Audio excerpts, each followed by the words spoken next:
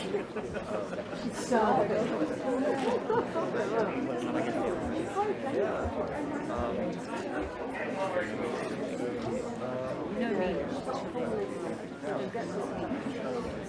everyone. Can you hear me okay? Yeah? Good, great. Thank you for joining us for Format 25, Conflicted. My name is Dr. Jane Boyer. I'm co-director of Cloud, an artist agency working across the UK, France, and Europe at large, and the United States. I was conference MC for Format 23, and am very honored to be invited back as MC this year by co-conveners Dr. Gemma Marmalade and Dr. Philip Harris. We have just a few housekeeping tasks to do before we get started.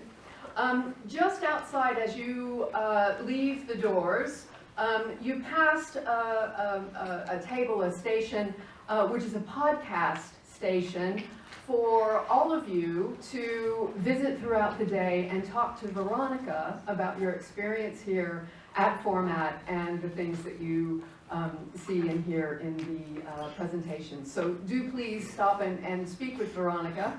There's also a blue visitor book on her table, and we would be delighted for you to leave comments about your experience today. Please, if you will put your phones onto silent for the day, the speakers will appreciate that.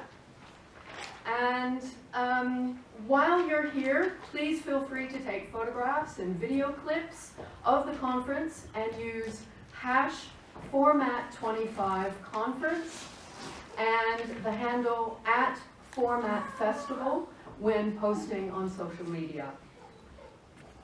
The conference is being filmed and photographed throughout the day for distribution at a later date online. Everyone will have a delegate pack, which includes a schedule for the day. Please check this for breaks and lunchtime. There are recommendations for local restaurants for lunch in the delegate pack, and all of these restaurants are with a close 5-minute walk of quad. Everyone's ticket for the conference includes a free shuttle bus from 5:30 to the launch event of We Have Been Here Before, where there will be further complimentary hospitality and street food truck. And I forgot to mention there will be afternoon tea served downstairs. Please make every effort to join us at Mark Eaton Street Gallery, and feel free to bring any non-conference attendees with you on the free shuttle bus. There'll be, that starts at 5:30 and we gather at 6 o'clock at Mark Eaton Street Gallery. There are several members of the Format team who will want to ask you some questions about your experience at Format today. Please do chat with them and answer their questions. This information helps us to understand our impact and aids the continued success of the festival. In the case of a fire alarm, please calmly make your way out of the theater and follow the emergency exit signs. Fire stewards will be on hand to give further directions. And finally, restrooms are located on every floor, and please see signage for disabled rooms, restroom access. We wish to begin by acknowledging two great losses to our British photographic community, with the sad death of Paul Lowe and the passing of John Blakemore. Paul was an award-winning British photojournalist, acclaimed for his coverage of besieged Sarajevo. Rather than aiming for the grit of war, his focus was on the ordinary people in Sarajevo and their enduring spirit to find moments of normality in extreme chaos.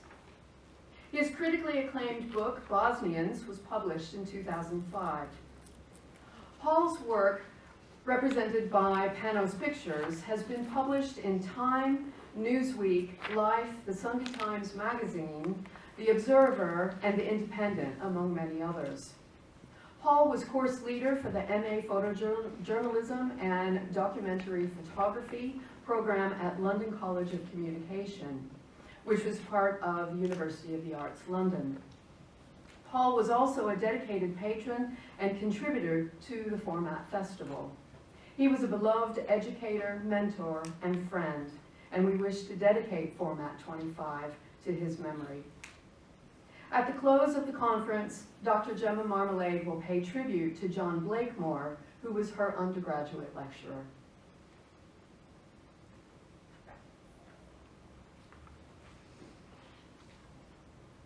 Is there any medium more aligned with conflict than photography? Not because it depicts conflict, but because as a fragment of knowledge, no image can fully convey meaning. When I say knowledge, I mean the sensory perception that lets us absorb influences from outside our bodies, the temporal experience that lets us place ourselves in time, the cognitive apprehension that lets us organize information, and the durational seeing that lets our being flow. In short, I mean the act of looking, through which we arrive at a synthesized perspective of ourselves and the world around us. But what underlies the conveyance and reception of this knowledge in the form of meaning? What codes, conventions, culturalizations are influencing what we understand in an image? Roland Barthes taught us a lot about these influences. Ambiguity, tension, and the unresolved are always entangled with the photographic image. As students of photography, we even learn to incorporate and entice these incongruities into the images we make. Perhaps our language may be more conflicted. But isn't it interesting that image and language share a contested boundary with each other and are reliant on each other to complete and fill the absence of what the other cannot convey? In Photography After Postmodernism, written by our keynote speaker today, David Bate, this essential and persistent state of duality between photography and language is explored, not necessarily as an explicit thesis in the book, but more importantly, as an implied and latent condition for how we think about photography now. In his book, David picks up a thread left dangling in the discussion in the seminal text, Camera Lucida by Barthes, which deals with the different perspectives between any social reading of an image and the personal meanings that may surface from a private memory of the viewer of that image. What Barthes called the studium and the punctum. It is a discussion we're well familiar with and one that has been discussed critically from just about every angle. However, what Barthes missed, according to David, quote, was the nuance of the dialectic between public and private meaning in a photograph, end quote. In other words, what we understand about the narrative or history of an image as distinct from the memories induced by that image is not the either-or transaction of the studium and punctum. Rather, there is a kind of covalent bond between these two conditions where they merge and share boundaries. With the proliferation of memory images through smartphone technology, their use in social media, and now the fantastical generation of AI imagery, the delineation between history, memory, and time has collapsed and become fluid.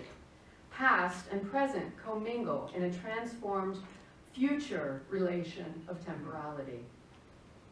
For us attending this conference today, this is an important point of understanding the current conditions of photography, and it is essential to recognize its conflicted nature.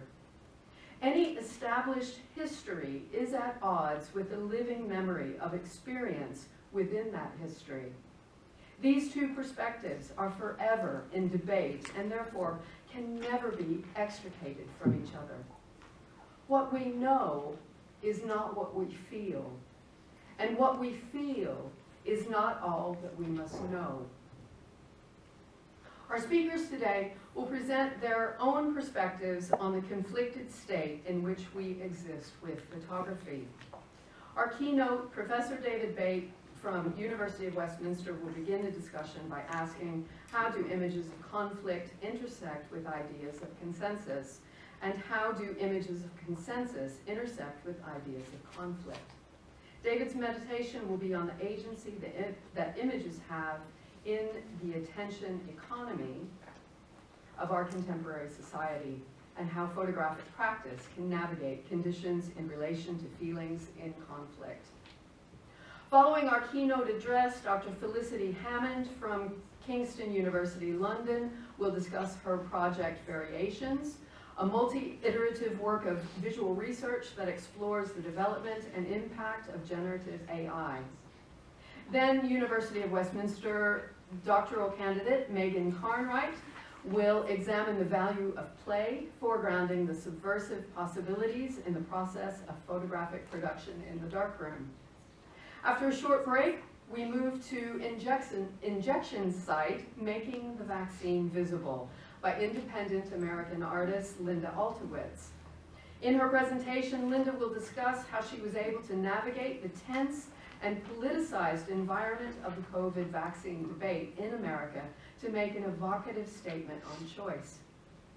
Then in her presentation, Ukrainian-Canadian artist Lisha Marushchek confronts historical and contemporary genocide by making a connection between the Holodomor, which was the Stalin-era famine in Ukraine, and Russia's ongoing forced deportation and displacement of Ukrainian children. We will change gears just a little, and senior academic and researcher in photography at University of Derby School of Arts and Format Conference co-convener Dr. Philip Harris will be in conversation with Natalia Neprenko, a counsel for at-risk academic and British Academy Researcher at-risk fellow. Their discussion will focus on Natalia's research into communication practices during times of crisis. After their conversation, we will call all the speakers from the morning session together for a plenary session where we will take questions from the audience on the morning's topics. Then we'll break for lunch. After lunch, Alicia Bruce, International Award-winning photographer and teaching fellow at University of Edinburgh College of Art, will discuss her ongoing documentation of the many dunes, where Donald Trump has built, quote, the greatest golf course in the world, unquote, and where he is building a second. Senior academic researcher in photography for the School of Arts, leader in the College of Arts, Humanities, and Education, and co-convener for this conference, Dr. Gemma Marmalade, will discuss her collaboration with University of Derby senior academic in film and filmmaker Stephen Watson for I Love America and America Hates Me, a reinterpretation of the seminal 1974 performance piece I Like America and America Likes Me by Joseph Beuys. This will be followed by a presentation by practice-based researcher at Birmingham City University, Jaskar Dhaliwal-Bora, who has a long-term socially engaged practice working with vulnerable women and girls who experienced male violence and trauma. After a short break, we return to hear a presentation by Les Monahan. Les is a press photographer and PhD candidate in the European Centre for Documentary Research at University of South Wales. Concerned with the rise of destitution in the UK, in his presentation, he will ask if we must work from a position of compassion to elicit compassion through photography. Then Philip Harris returns to talk with photographer and University of Derby alum Jeff Weston on the corpus left by Michael Ormerod, who was killed in the US in 1991. Ormerod's work has become an established commentary on the American underbelly of society, which is far from the ideals promoted by the American press. After this conversation, we'll call all the speakers from the afternoon sessions together for a second plenary session where we'll take questions from the audience again. And finally, Gemma Marmalade will close out the conference with an elegy for acclaimed photographer and professor emeritus in photography at University of Derby, John Blakemore, who is esteemed as one of the greatest darkroom printers in the United Kingdom and is acknowledged as a leading British photographer of landscape and nature photography. And that's just a rundown for the day. Right, we're gonna start the presentations.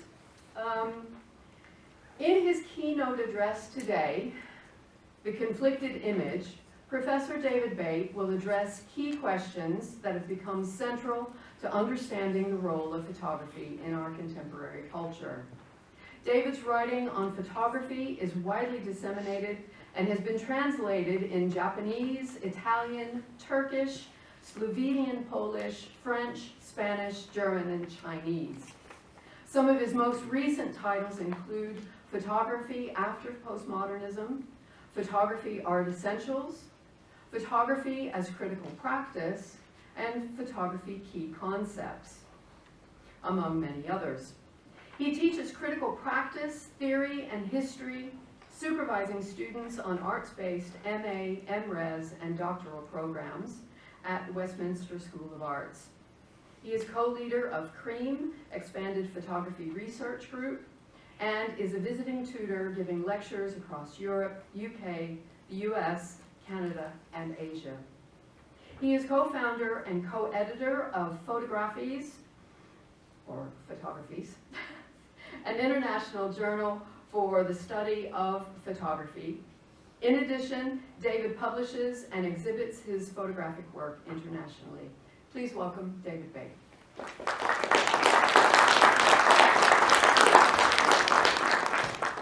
Well, thank you for your kind words. Sometimes one doesn't recognize oneself in the name. Conflict is very dear to my heart, not least because students have always been amused that my initials are debate, which is debate, so I always sort of laugh when it comes to doing a seminar of some kind. We're going the right way. Yeah. Actually, I knew both Paul Lowe, who's very competitive with theorists over dancing rather than photography. I always met him at conferences, and he always seemed to enjoy these dialogues. And John Blakemore taught me very many years ago, so it's a very nice occasion to be here when he's celebrated. First of all, thank you, Jane, Gemma, and everyone else for organising this event. I was mindful that such opportunities to gather together, share, discuss, enjoy critical conversations are not to be taken for granted these days. It's very important. I'm also super aware that the whole day will have a lot of people presenting a lot of important issues around conflicts and conflictual questions. So what I can do, I hope, in the time I have, is to try to set up some sort of opening remarks to generate context and questions for those talks, which I'm looking forward to. In relation to this opposition, as Jane mentioned, between conflict and consensus. Whether these conflicts are based in the external world, what we like to call reality. There's constantly shifting array of conflicts that we all come across in the media, cultural, political, technological, economic, military, environmental, social, or whether they are internal, personal conflicts, which are equally real, by the way, to do with intimate relations, issues of identity, our inner conflictual feelings, or indeed a mixture of both these external and internal relations of conflict, and they often intersect in complex ways. These are all themes that run deep in contemporary life. And I think in one respect, the relatively new care industries are in some parts a symptomatic response to this widespread sense of conflict being pervasive in everyday life. Care has become necessary to be taught again, it seems, because it is as though people have forgotten what it is to be kind to each other. present company excluded, I hope.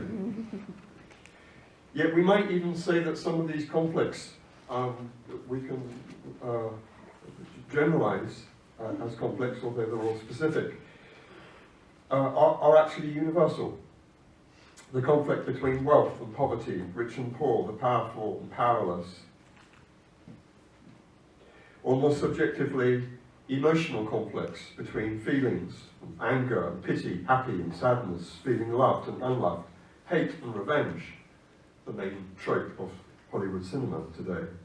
Cruelty and kindness, suffering and enjoyment, pleasure and pain, misery, loneliness and depression. I'm sorry to start Friday morning with these things, but this is it.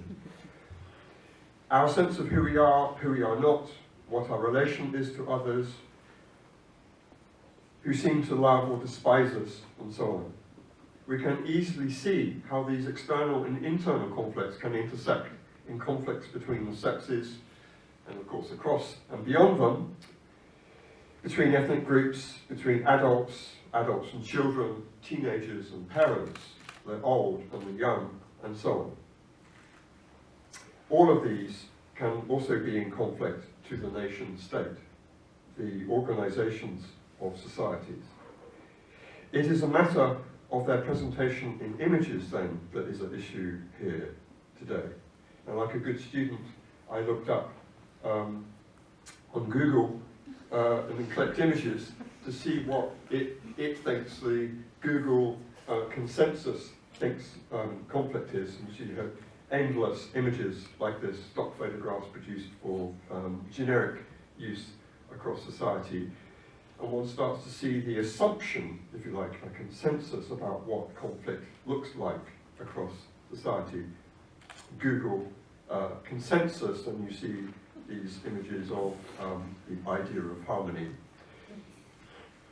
If you Google conflicted, there's a slightly different rhetoric starts to appear, which is to do with the sort of, in the sense of internal conflict being expressed.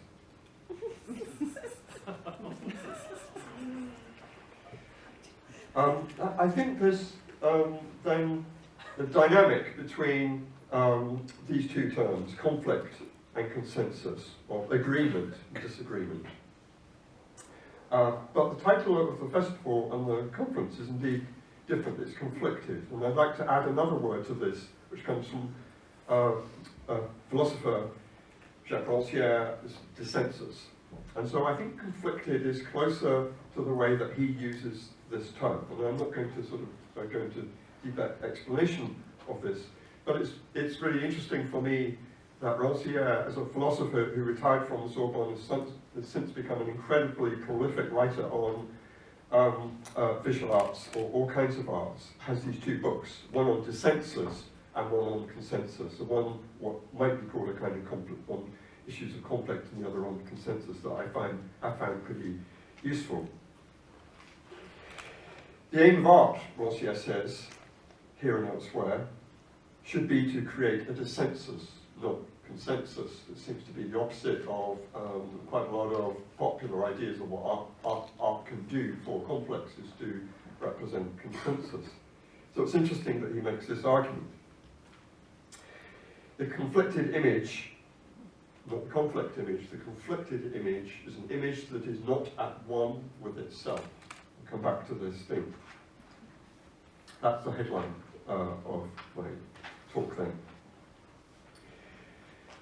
So, let me go to this image of a 1920 photograph, which operates by making a juxtaposition between two series of dissimilarities. Most obviously a social contrast, but it's also a formal contrast. Three figures are seated, one is running.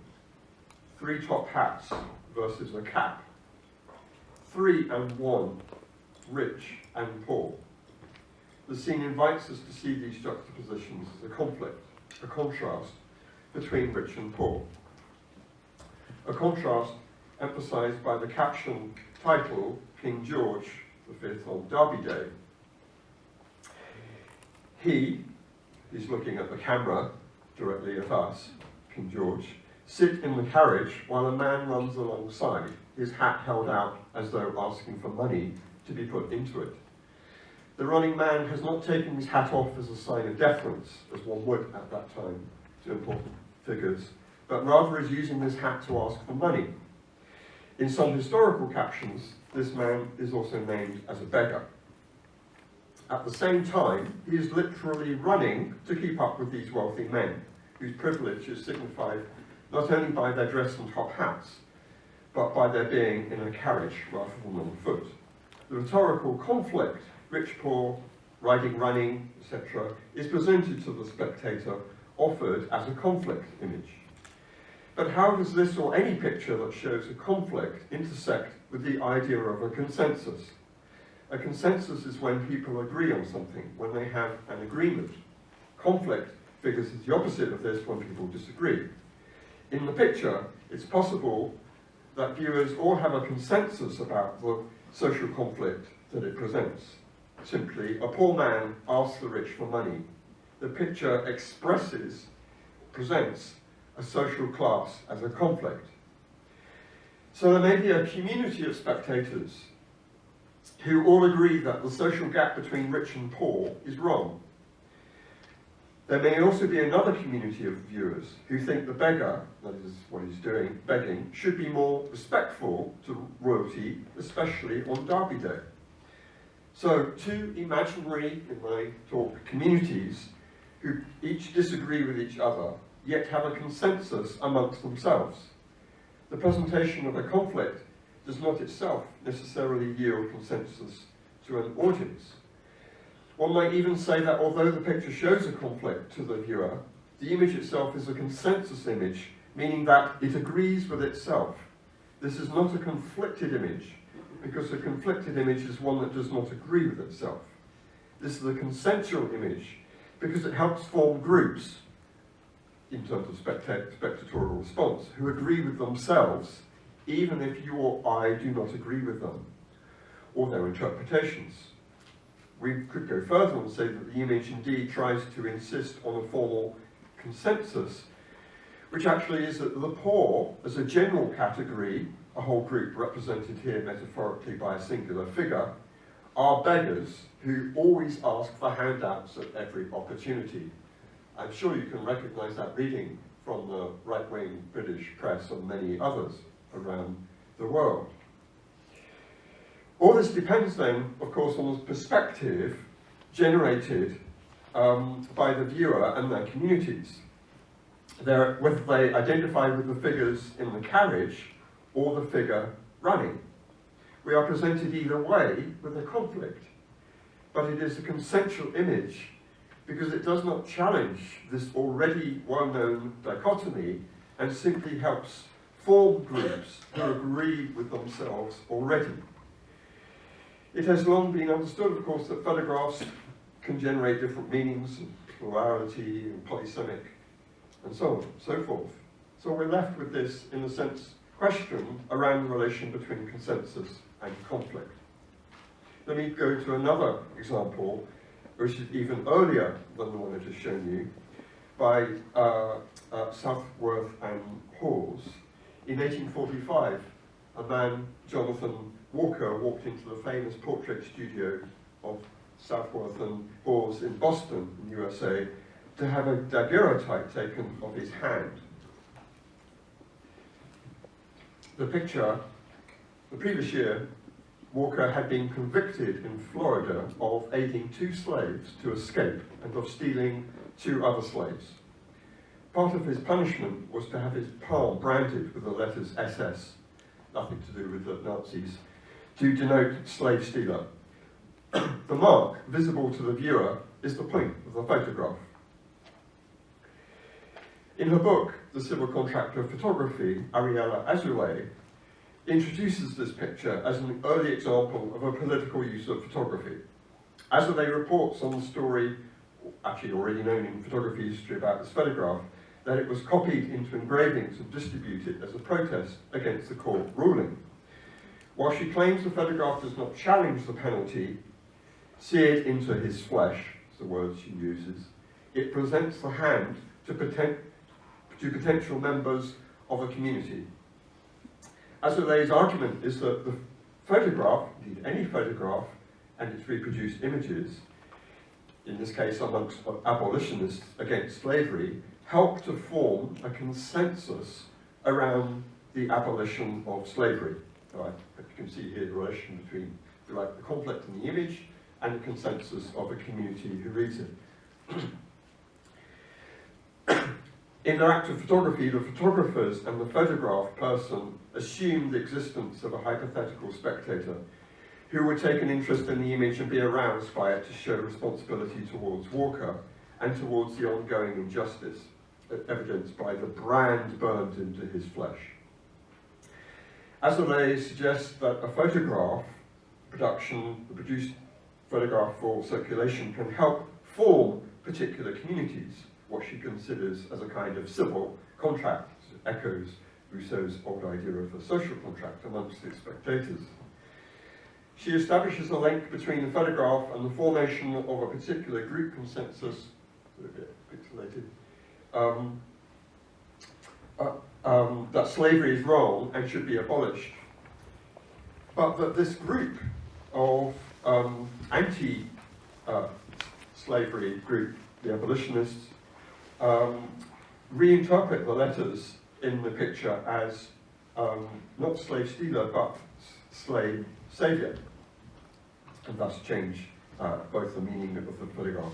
So the importance then is of this example for me is to both emphasise the potential activist positivity of a photograph, its existence, she argues, in the formation of potential forms of community group around an image, and for me, the horizon of its limits as a consensual image.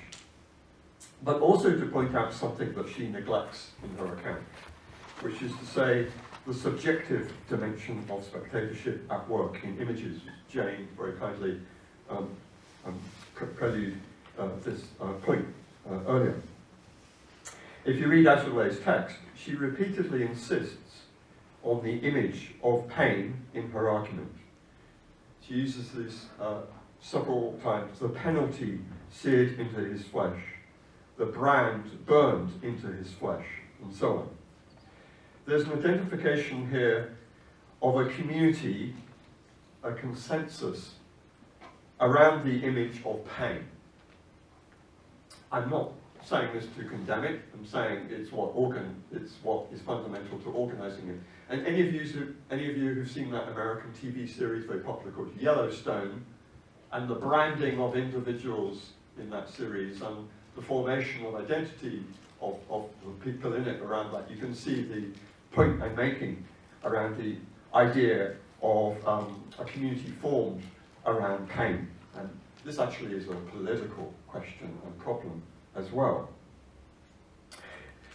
Sarah Ahmed, in her book, The Cultural Politics of Pain, this is a wonderful chapter on the cultural politics of emotion.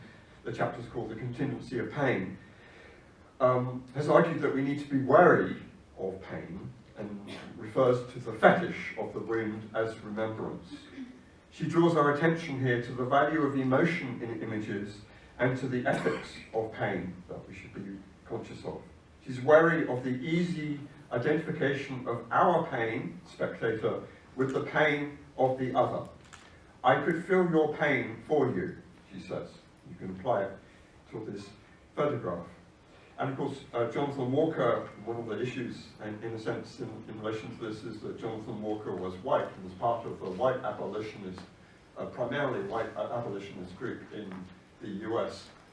Black slaves were branded consistently as a mark of ownership. So there's a kind of, not the topic of my talk, but I'm in a sense just pointing to the question here of how what we can refer to as the emotional affective dimension of images, or Barth called it the punctum, is part of the aesthetic of images that is also itself a part of the political structure of forming communities and relations to groups and individuals. We suffer It is the intensity of feeling that is desired, is what Sarah Ahmed says. And this, of course, is the foundation of Christianity and Christ on the cross.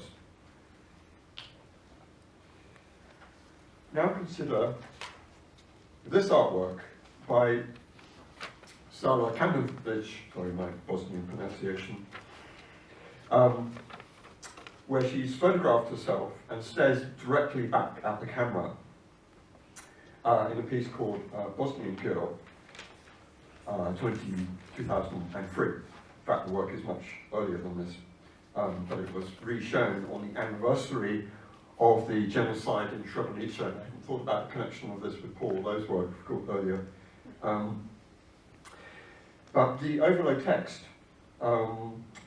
quotes graffiti by an unknown UN soldier, sort of Dutch troops, found at an army barracks in Srebrenica during the Bosnian War in the early 90s. She uses the stylized form of photography found in fashion at the time and juxtaposes these graffiti over the image itself, which was then distributed around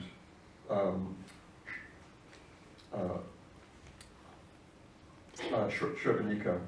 And of course, this area is famous for the genocide in 1995 of Bosnian Serbs, genocide of over 8,000 Muslims. But her photograph was used as a sort of popular protest. So if you take Azoulay's argument of the photograph as forming a community, you can see here, in a way, one example of a long-standing idea of using an image to form a consensus or counter-consensus around a dominant logic. So here, the image is used to form a conflicted image. Here too, we find the image is distributed and aims to form a community consensus. But in this instance, the image offered is itself conflicted in a different way. It does not agree with itself. The woman in the photograph looks out at the viewer, but over that body is a series of text insults posed as questions in her version over that very image. This is, for me, the idea of the dissential image. It's an image that does not agree with itself. But rather than suggest here that this particular work is exemplary of what is meant by a dissential image, I want to, in a way, argue that this idea of the conflicted, the dissential, is not automatically given in a particular photographic form. That there are multiple ways in which this can appear. And this is what is, I think, today really valuable about today's conference, is to explore this question. I can see that much contemporary independent photography and many artworks today operate in this dissential mode, but not within this sort of, in a way, traditional agitprop avant-garde 20th century model of practice. This is when it was shown in Tate, this is in the Tate collection now. So it still circulates amongst other communities in a way as a memorial of this counter-narrative of that issue. It's curiously resonant again today as a warning. And what we're calling, or many people are calling, expanded photography, this idea of multiple images, combinations, assemblages, differential modes of composite images, sculptural forms, part seems to me of a turn towards the sort of dissential, away from the idea of photography, that it is consensual with itself. So the traditional 20th century model of art photography was a series of rectangles with almost coherently formed stylized pictures. Nothing wrong with that. But that model of photographic practice seems to be completely challenged in a lot of contemporary practices, which is disturbing that idea of a sort of work at home with itself, so to speak. And I just want to flash through some examples rather than talk about them. I'm sorry if this disrespects the work in some way. It's not my intention. I'm just trying to get through a few things before I run out of time. Lemhing Hein, I think that's the pronunciation of her work, part of a kind of new generation of South African photographers, black South African photographers from different tribes, Zulu and others, around a workshop in Johannesburg. Sanele Muholi is the most famous of them internationally, probably. But this work, which won the Deutsche Bos Prize last year, held at Photographer's Gallery, takes local family oral histories and animates them, making them present in photographic installations. And photographic installation, I'm not sure if you can see that here, is kind of itself already photographs. This is this sort of this sensual tension that I'm trying to talk about, and this idea of the conflicted that for me operates. And you can see this in many other photographers, and I just want to highlight Dean Lawson, who won the Photographer's Prize in 2002, whose African-American work, which I think is, for me, the most interesting art photography coming out of the States right now, one of them anyway, in the way that she has retained a sort of documentary thematic through the work in making visible communities, black communities in America, who are only ever visible in a very particular exoticized ways, violent or celebrities, of African life, but at the same time, including with it some sort of dissensual rub that disrupts the potential for a consensual image of that community. So the mirror frames, the scratching on the picture, the presentation, so you start to see reflections of yourself, or this, like a cosmic image which has this tiny snapshot inserted in it of herself. So there's always something disturbing this idea of the consensual relation with the photograph. This is to introduce something that is conflicted. And I see this more and more, in a sense, you can see myself in the frame. And I think this probably started around the time, I'm not crediting Wolfgang Tillmans, but he's the first photographer to win the Turner Prize, and that show was a kind of shock to many photographers, because it was a set of pictures that didn't have a kind of consensus with each other. And in a way, what this does was to throw the work onto the spectator of making sense of this work. It's not that it has no sense, that the images, in a way, don't feel like they have a unified meaning. You have to work at them. And that one can even see this sort of dissensual logic at work in much more traditional forms of photography. And I've just chosen here a sort of popular image example anyway, of Joel Sternfeld's picture, which seems to put into the same space a landscape photograph, the logic of a landscape photograph, and the logic of a conflict photograph. So you see the background, the house is burning down, and there's a fire engine there trying to put out the fire. In the foreground, you see these pumpkins laid out rather strangely, like some accident has happened. And a fireman who's actually buying one while the fire is there. So you have like two images. One is the landscape image, and the conflict, traditional conflict zone sort of image, rammed together in the same image. Of course, it's actually a training fire, and the fireman's just taking a break to buy a pumpkin. So it has this internal conflictual feeling that the photograph is not at one with itself. So all I've tried to say here is there's no particular photographic form that this idea of the conflicted should actually have. that we have quite often a very fixed and traditional, archaic idea of what it means when we're talking about something like conflicted. And I just want to use this picture to pivot for my last few minutes to say, use this conveniently as a link to the contemporary moment of this contemporary attention economy that we live in. Which is to say, that I love this cover of the New Yorker from 2014, which is the year of the selfie, when that word started to appear. It's a decade ago now.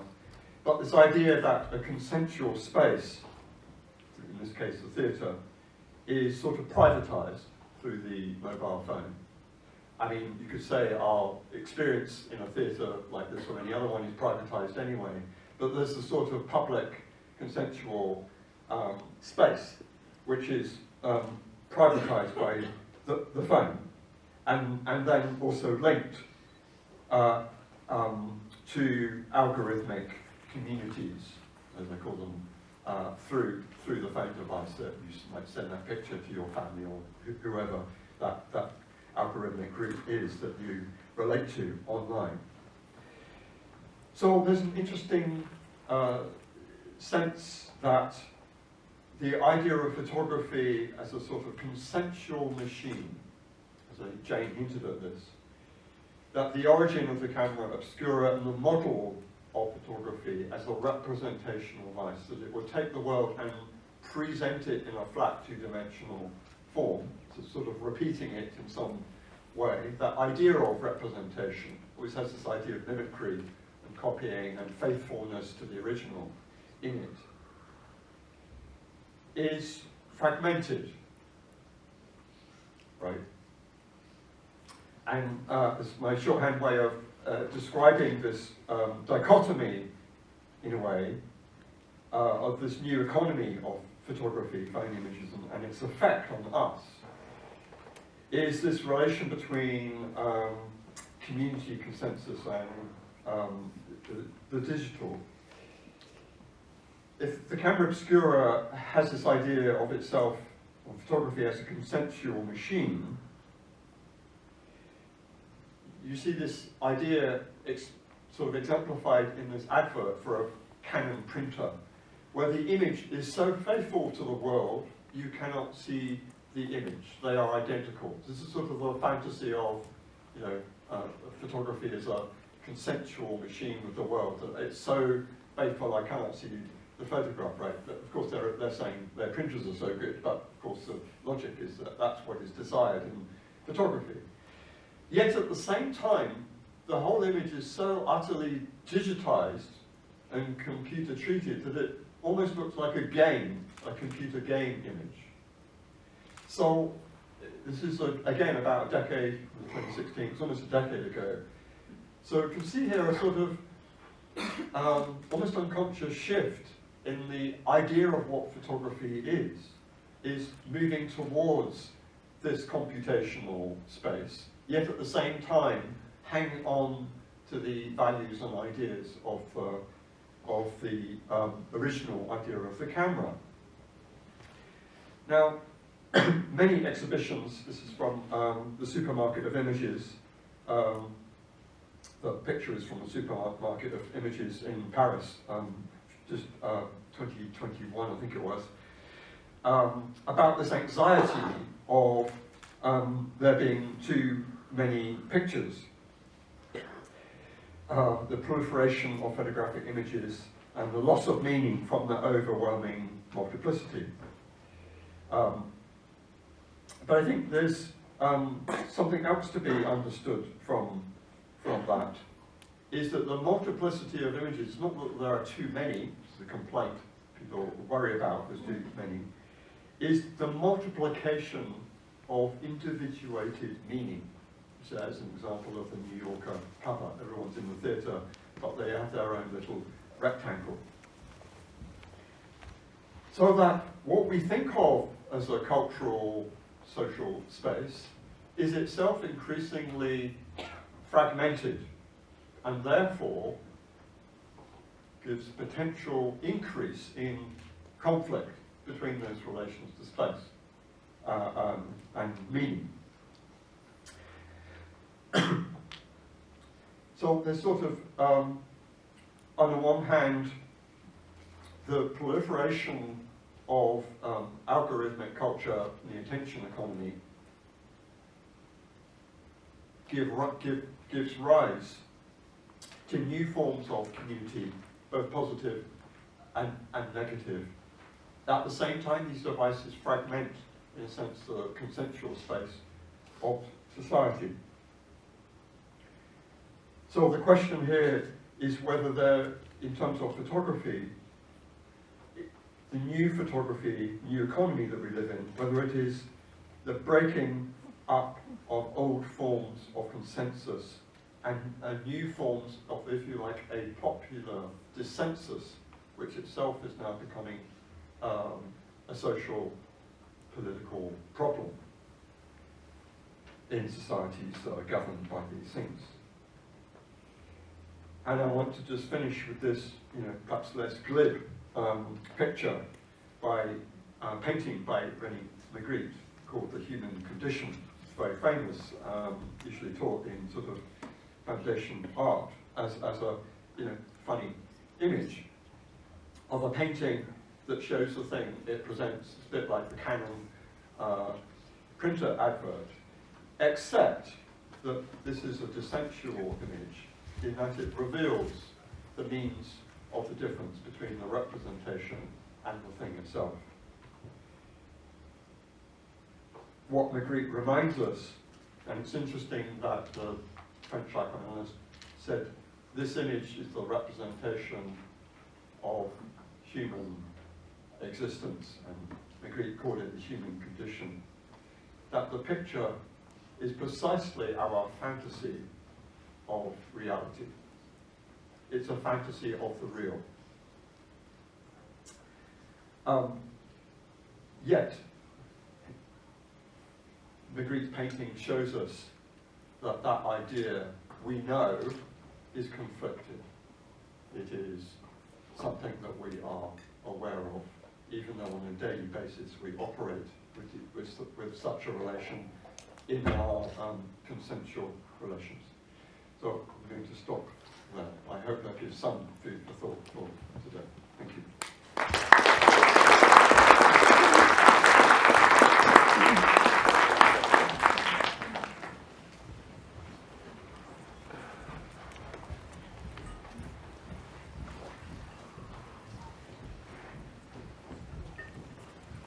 Speakers, I just want to let you know that I will be keeping time, and I'll give you notification when you're at 5 minutes, at 2 minutes, and at 1 minute. And if you don't stop at 1 minute, I will make you stop.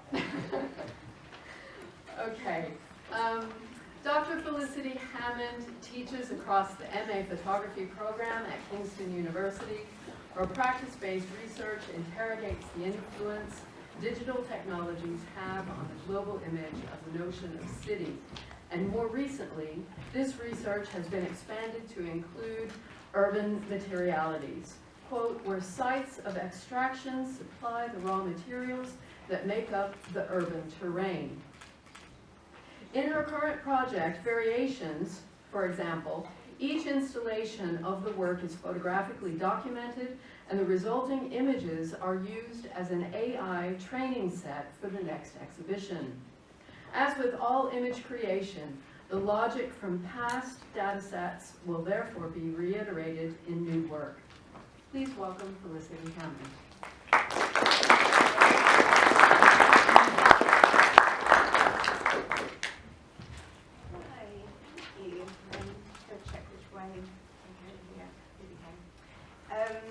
Thank you so much, and that was such a, I really enjoyed listening, David, to your thoughts then, and I want to try and perhaps pick up on a couple of things that you mentioned. I'm not reading from a paper.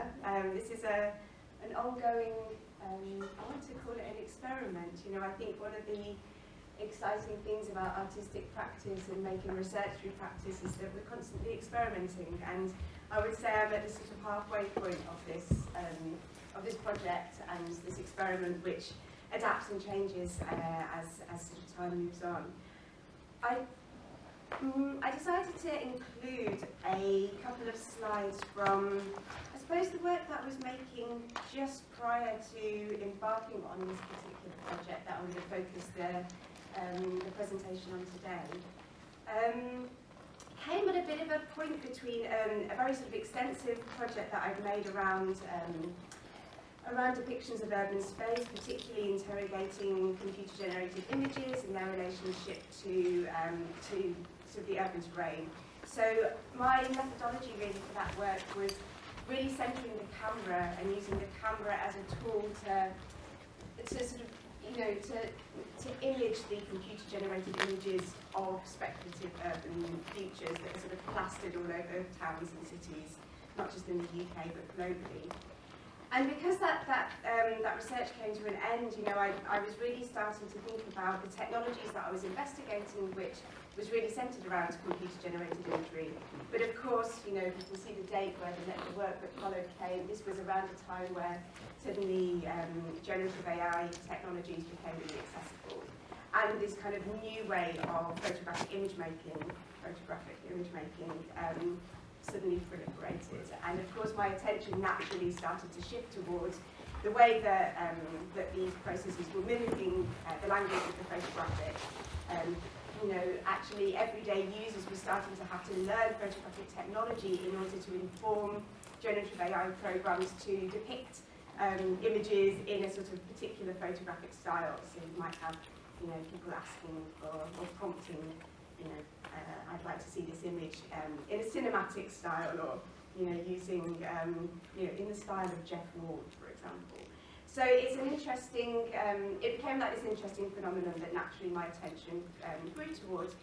However, I think, you know, in all of my research as a practitioner, it's really been about the way that these, that photographic technology and sort of contemporary photographic technologies in this expanded form, so to include the computer-generated image and computational image making more broadly, how it intersects with our material world, because of course it's not just located within our screens and within these kind of seemingly ephemeral images that appear on projections. It's actually, of course, has a completely, has a material impact, and it also sort of starts within the subsurface. So it's something that I wanted to investigate with this project, which was called Hidden Gems. So this was something where I was starting to think about the raw materials that are unearthed in order to create the buildings that I've been photographing and thinking about through computer-generated images.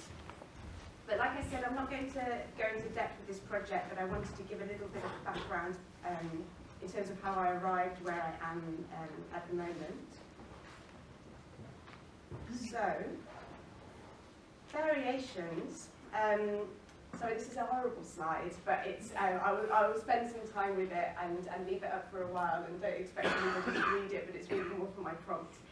You know, I was very lucky to have the support of PhotoWorks and the Ampersand Foundation to support this new project, which I titled Variations, which is, if anybody's used any generative AI or sort of text-to-image software, you'll see that you are often given 4 variations from which to choose. You might type in a prompt in order to generate an image, and it will give you a kind of selection of 4 images.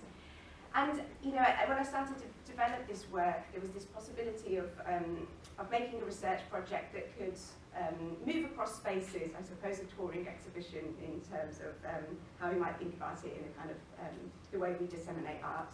And I decided to use this framework, the idea of variation, as a curatorial framework for thinking through the processes more broadly around generative AI. Because as my research developed, I realised that there is really no one singular work that I could make that started to express the relationships that I wanted to start to bring together. So my initial starting point is the idea of extraction.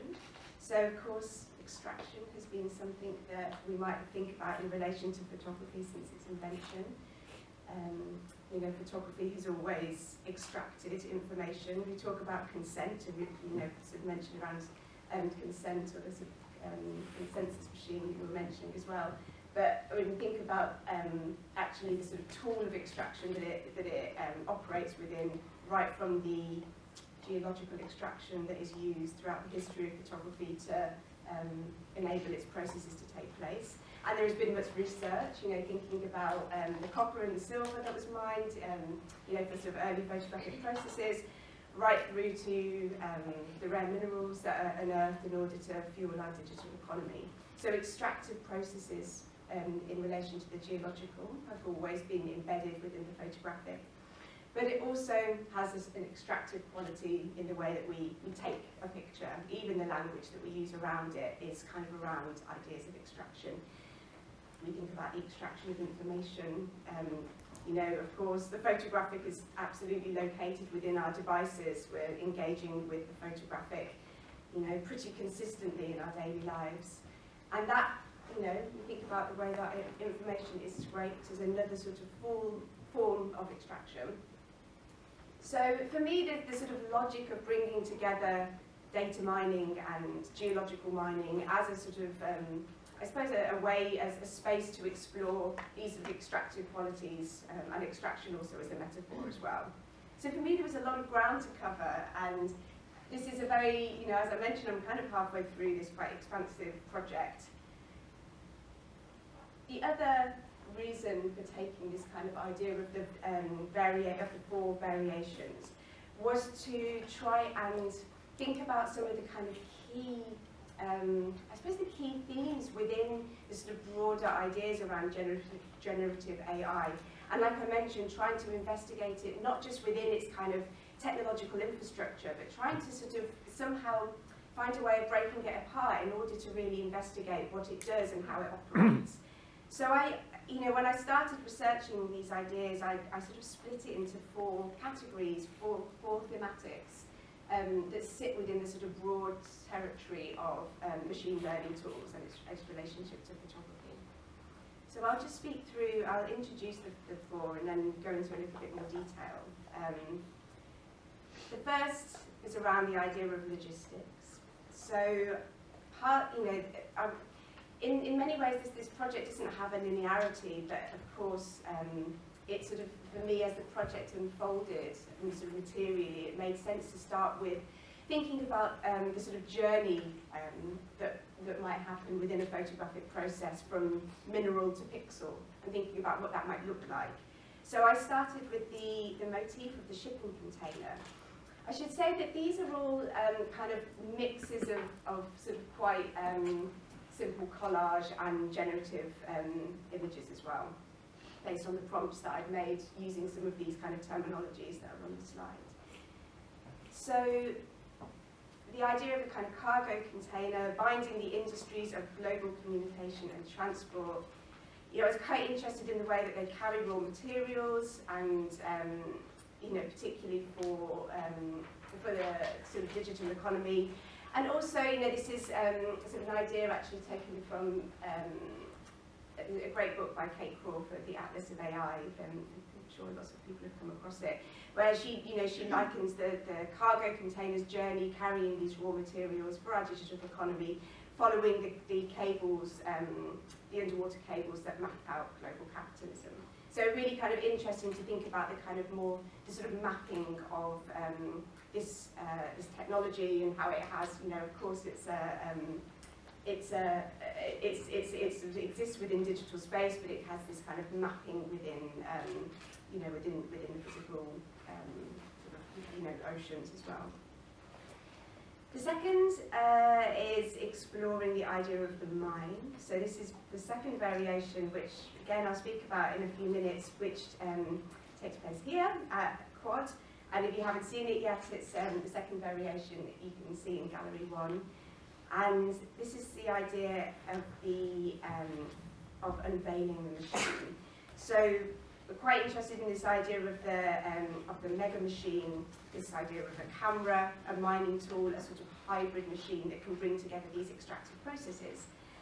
I'm not going to go into detail, I'll speak about it with the next couple of slides. The third idea is around this idea of a feedback loop. What happens when generative AI and images made using generative AI processes start feeding back into the system itself? What happens then to the images that follow? Do they start to fall apart? And the final variation is around what happens when we bring all this material together. How is it archived? How is it stored? The idea of the archive feels really central to sort of the storage of data and data sets and how data is collated, what happens to it. And that in connection with what also happens to the hardware when we're finished with this technology. Where does it get buried? It gets, it goes back to the subsurface. Does that then start to break down and inform the minerals that are unearthed in the future? So I'm quite interested in this kind of this cycle of mineral and digital technology. So the first variation took place at Jubilee Square in Brighton as part of the PhotoWorks Weekender back in October. So this was, in many ways, like reflecting on this work. It was quite a confrontational piece. It was in a sort of public square, and it was a shipping container that was wrapped with photographic collage works that I was making that, in many ways, kind of just brought together and illustrated these ideas of bringing the underground space of the mine and the minerals used to fuel digital technologies together with the kind of computerized image and the camera. And I suppose the key sort of function of this work was it wasn't just something that displayed images, but it also extracted and took images as well. So at the front of the container is a security camera which was making images of the square throughout its public display. So this was displayed over sort of 3 or 4 days and collated a lot of visual data, which was then used to inform the next variation. So whilst I had a kind of framework in place of the sort of themes that I would explore, I'm also reacting very much and very quickly to the images that are made and how they then sort of inform what happens next. I think this kind of pace, the pace at which I'm having to react to these images, in many ways that method really kind of reflects the pace at which this technology is sort of spiralling. Even actually not having notes here speaking today, because I can't quite write about this technology because it changes, and I think really the only way that I can research it right now is through this kind of material practice and this very kind of immediate responses to what happens with image data and how it can kind of inform the next through these kind of frameworks that I've set in place. So, I think, I'll speak about this kind of troubling slide next, because there's quite a lot to say about it, and I know there's not much time, so I'll keep it short. In many ways, I think I embarked upon this thinking that I knew what would happen next. And in many ways, like in any experiment, you might start to make predictions before you arrive at the next place.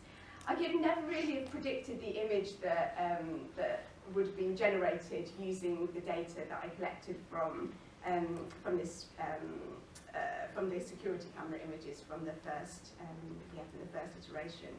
So after this work was presented in Brighton, I had thousands of images that I then sort of processed and whittled down and used generative AI to kind of find an average image, blending them together in order to see what the generative AI software would assume is a sort of average image. And if anyone has come across Hito Styles' amazing essay on mean images, this really feels like it embodies some of her really key concerns that she brings up around the kind of violence of the image. So the first image is an image, a photograph. I should really explain because it's the tools that are used for each one. The first image is a photograph that I took of the installation, so a photo of the security camera. The second is I just picked this at random to find one of the images, but of course there were thousands from that data set of one of these stills that it picked up. And the third image is what was generated using, thank you, that data set. And what I wasn't expecting to see was this sort of, it gave me 4 male figures holding these kind of hybrid machines that feel like both a camera and a weapon. And, you know, it started to feel like the technology was starting to reveal its violence from within the systems that create it. And I couldn't help but think of that Susan Sontag analogy of the camera and the gun, and we shoot and we aim and we load, and all of the kind of metaphors that that might kind of relate the weapon and the camera. I think one of the reasons why this kind of machine came from this, it was sort of resulted from this, was because a lot of people were making photographs of the work, and so many people were holding cameras and video cameras and phones up to the work. And like David's slide of the mobile phones, this is how we view work. I'm just going to, I know I have 5 minutes left, so I'm going to try and move quickly. The second variation is called rigged, and in many ways that responds to the kind of bringing together of mining processes and photographic processes. It also kind of implies that the image is predetermined, the image is rigged. Of course, if we're working from a data set and that logic informs the next image, that image is rigged, it's predetermined. So the title kind of, it refers to that, but also the technologies associated both with the mining rig and the photographic rig. It's a machine that I made. I took an AI-generated image using the terminology that I spoke about in order to kind of build the machine based on the research that I've made. And from this very small JPEG, 1,000 pixels by 1,000 pixels, I traced it, I blew it up to the size and scale that I felt this machine should be, and I located a camera in the middle of it. And you can see that downstairs. It's taking photos every minute. It's been taking photos every minute. I've just reset it to take photos every half an hour because of actually the quantity of images it was making. Woven into the backdrop of this, it feels like a green screen. It feels like this backdrop could be kind of replaced somehow, and this also refers to the kind of generative nature of this project. Woven in are these images of these men extracting images and using the machine of image making. Very quickly, before the conference, I added this slide of the first image that it took of itself. It's facing a mirrored wall, and the idea is that it kind of pixelates in real space. I'm really trying to understand what this work does materially. I'm not interested in locating this research within the technology. I think we can only reveal what it does in material space by trying to unravel it within material space. Wasn't really thinking about how massive this slide would be, but this was the first, when I was setting it up, this was the first shot that it took. And in my mind, I'd forgotten that there would be one figure in 2 space, repeated, essentially. So we have this kind of strange relationship with kind of looking and seeing and being imaged. For the variation that follows, the idea is that I will then use all of this data to find the average image. This is what I have so far. It will change. And then the idea is that I will reenact those images for the final variation, for the third variation, which will be called Model Collapse, which will be at the Photographer's Gallery in June. Of course, I can't say too much about this because it hasn't taken place yet, so the experiment continues. But the idea is that these reenactments will happen and talk about the kind of collapse of the image. And finally, it will end at Stills in Edinburgh, where the archive of this data will be housed somehow. And it will think about the underground spaces in which we bury this material and also the way that it is stored as data on our devices. Thank you very much.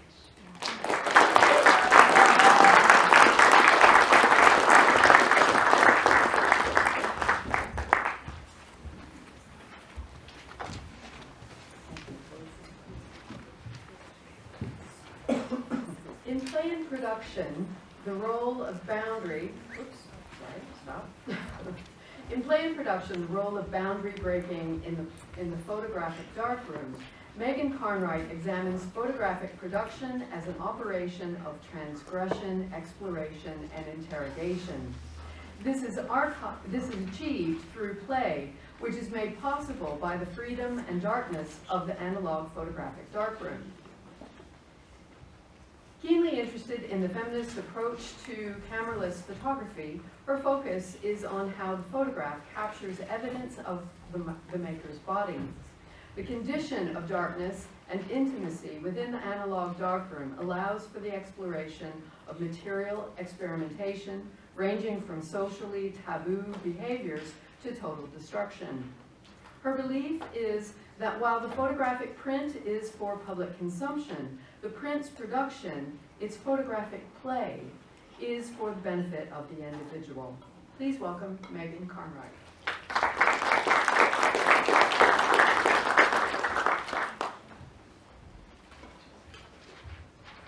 Hi, good morning. Trying to learn headed here. There's a perfect coincidence. A lot of the photos are format orange, so that's something to look forward to. All right. Well, good morning.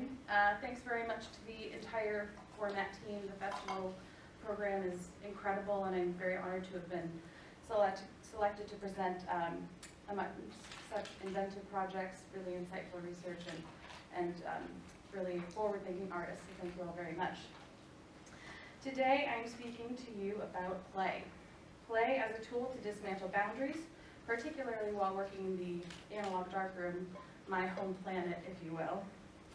Through its ability to tap into our inner world, its relationship with experimentation, and its connection to destruction, play is capable of dismantling borders and contributing to new understandings of both one's contexts, the world around you, and oneself, the player. Particularly in the photographic darkroom, where privacy, freedom, and darkness allow for more unbridled play, play can lead to subversive and transgressive acts that pick apart constructive frameworks which hinder behavior in the more public sphere. Forgive the word choice, but play plays a major role in my photographic practice, and we'll be taking a look at some of my photographs to better understand the functions and values of play in artistic practice. My photographic practice, as you'll see today, is primarily cameraless. Each image is produced without the use of a handheld camera, completely unique and irreproducible, but still a product of the framework of photography. They still use the materials and technology of photography, but work in contrast to some of the assumed tenets of photography, like reproducibility or true-to-life representation. Cameraless photography, on the whole, is a subversive practice, radically dispelling the common or even historically ingrained constructions of photography, and instead putting forth a new definition which unsettles the status quo. I often find myself in a very defensive stance of cameraless photography, frequently hearkening things like, cameraless photography actually predates camera-based photography, or it's not a fringe practice. Cameraless photography is popular and it's existed in every photo era. But my drive to legitimize it only further reiterates cameraless photography's position as an atypical, if not totally rebellious act. So, while I will argue that play is generally an important tool for establishing new parameters and modes of thinking, it's also very specifically aligned with this style of practice, and any mode of photographic practice considered alternative. The first photographs appearing on the screen are from an ongoing series called Letters to My Former Selves. These photographs were produced by sending analog photo paper addressed to me to all of my former home addresses. In order to complete the work, I rely on postal workers or the current residents, neither of whom are aware of the project, to reject or return the envelopes. After which time, the paper is developed using the usual black and white darkening processes. This series was by no means my first foray into play, but it was certainly the first project that gave me the sense that play and experimentation could be tools to reject normative behaviors and establish a new order. Similarly, as play does, I developed a new sense of self-understanding. Play as a method for self-revelation was first posited by psychoanalyst D.W. Winnicott. His theories of play and the theories of his successors are the senses of play which most excite me. For Winnicott, play, like dreams, functioned as a strategy to access the unconscious and as a method for the subject to better understand themselves. What I especially like about Winnicott's play, and one reason it's very directly linked to my practice, is in contrast to his psychoanalytic peer group, he did not directly refer to the unconscious. Rather, he preferred to draw distinctions between inner and outer worlds. This distinction is an important one, as it parallels physical space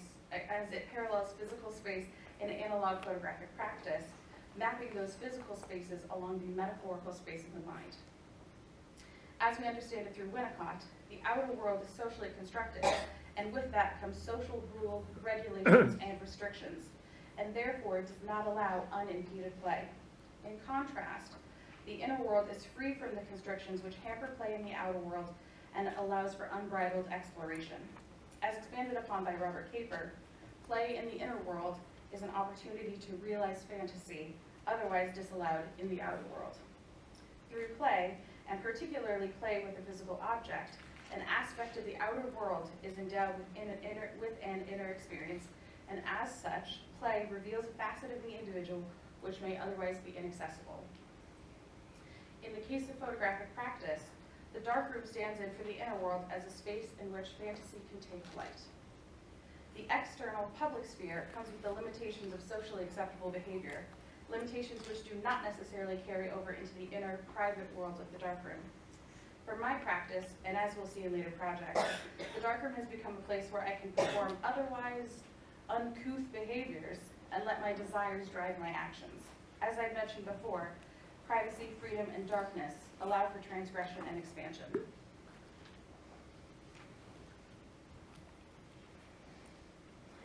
In building on these notions of play, Joyce McDougall asserts that play always involves violence and destruction. While this is most certainly reflected in play as a tool for boundary breaking, it also reinforces the serious nature of play, setting it apart from our common usage of the term. Admittedly, I struggle with whether or not these two understandings of the word play work to the advantage of a practitioner like me. The common usage of the word suggests that the function of play is exclusively for enjoyment and therefore is likely non-threatening. Play, as understood as amusement without practical purpose, would not indicate a challenge to hierarchies or systems, and as such is met generally positively. For artists at play, is this advantageous? With play acting as a Trojan horse through which one might overthrow a hegemony? Or is it to our disadvantage, as a misunderstanding which might undermine the seriousness and possible breakthroughs made available through play? For McDougall and her peers, play is serious business, during which time limits are tested with serious intent. For many of us here, the violence and destruction she suggests inherently comes with play, comes in the form of material investigation. With it, we are testing the limitations of a material, perhaps a new one, perhaps a material we're extremely familiar with, in an attempt to push the boundaries of its plasticity and vulnerability to manipulation. Returning now to letters to my former selves.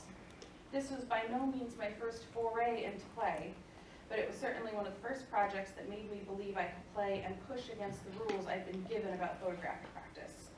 I specifically say rules I've been given because while the darkroom does parallel our inner world, photographic practice at large is similarly a social construction with rules and traditions passed on, disseminated, and reinforced. At odds with photography tradition, letters rejects both the expectations of the photographer and of the final work. For many, the appeal of photography as a practice is creative control. The photographer can have a hand in every decision and every outcome of the image from start to finish. Even the choice of what to photograph is an exercise of authority. Alternatively, much of the making of letters was out of my hands. The extent of my control was in purchasing envelopes, loading and sending them with paper, and then developing them should they be sent back. The light sources and exposure duration, resulting in unique qualities of each photograph, was determined by unknown sources. This seems particularly radical given the necessity of harnessing and controlling light being at the heart of the photographic medium. These photographs, far from the perfect, crisp print, do not align with the classical notion of representation, which celebrates recreations that match how objects appear to the eye and map three-dimensional space using the tricks of perspective. Instead, these photographs serve as abstract traces of movements through time and space. I also want to point out here and throughout my oeuvre, my photographs are exposed edge to edge, another boundary I constantly aim to dissolve. This does away with the sharp white border, which designates the photograph and the space it occupies as distinct from that which is outside it. Instead, the edge-to-edge photograph allows for one's imagination to graft the object onto its context, imagining the image plane in conversation with the world around it.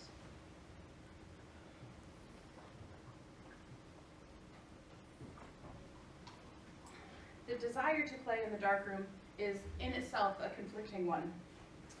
While we all have the drive to explore and experiment, I have no doubt we have all felt a sense of resistance because of both the need for safety, which I have few qualms about, and the implied rules of normative photographic practice, which dictate darkroom behavior.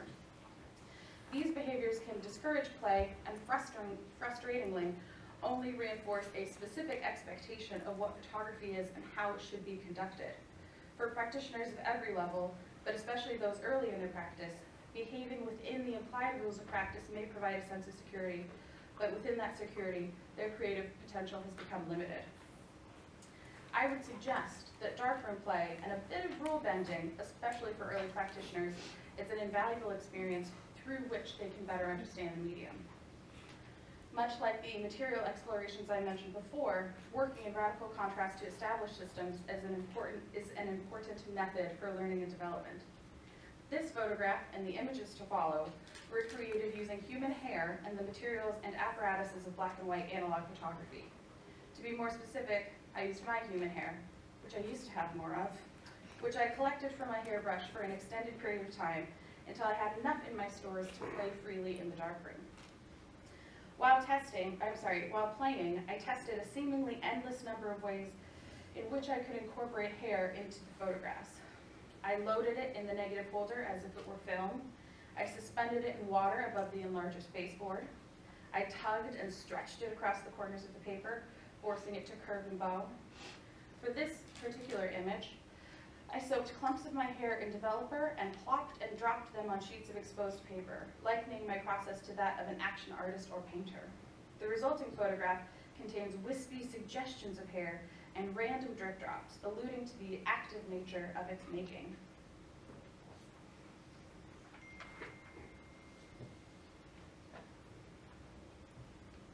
Just while we're on borders, when I began to develop this image and saw the sort of face and profile on the left, I thought maybe I had passed through a border and was allowing in the otherworldly or some sort of phantom.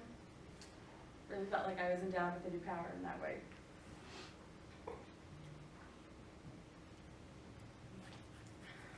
Through this material play, I developed a new understanding of the tools and materials of photography and called into question the established systems which govern them. Not comfortably fitting within any specific technique, these photographs disrupt the taxonomies of photography and cameraless photography and subvert the overarching power structure those taxonomies prop up. Reflecting specifically on how cameraless photography is understood, these photographs do not fit neatly into categories like photogram, chemogram, or the minogram. And given the operation of the enlarger, which is in itself a camera, they may not even be defined as cameraless photographs. These photos and the darkroom play which produced them calls into question the frameworks through which photographic practices are defined and organized. Similarly, photographs like this draw attention to the act of making through the clear evidence of the specificities of their production. In doing so, the focus shifts towards the labor of production rather than the object being understood exclusively through its final appearance and value as a commodity. By reinforcing the laborious aspect of making, these photographs subvert the established hierarchy of art objects as goods for consumption and distribution. And, as I've mentioned before, go against the incessant assertion that photographs are easily duplicated and endlessly shareable.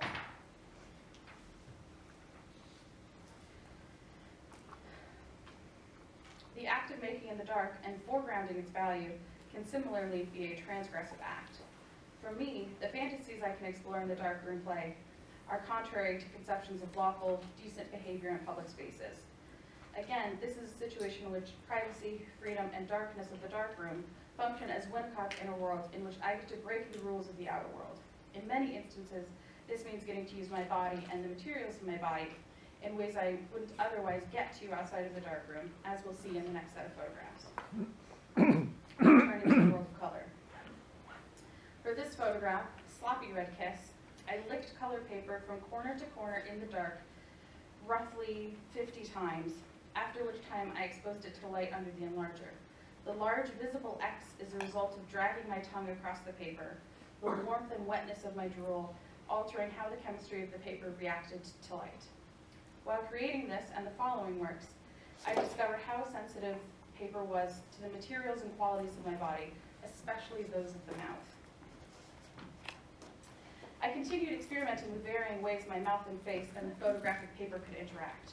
Holding the paper with my tongue and lips, champing down on it with my teeth, wrapping the paper tightly against my skin. In each interaction, there were unexpected outcomes and surprising revelations. I particularly like how the varying surfaces and textures of my visage are impressed onto each photograph. On close inspection, the specific contours of my lips and the individual taste buds of my tongue are clearly visible. Additionally, the tonal shifts occurring around the mouth indicate the path where my breath skirted the paper, giving visual qualities to otherwise invisible forces. The more I played, the more I discovered.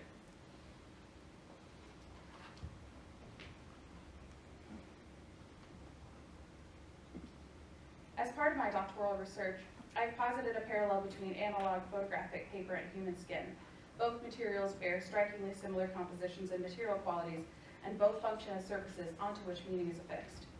Drawing this comparison has likened the photo paper to another body participating in production. With that logic in mind, these images become even more salacious and align them further with acts of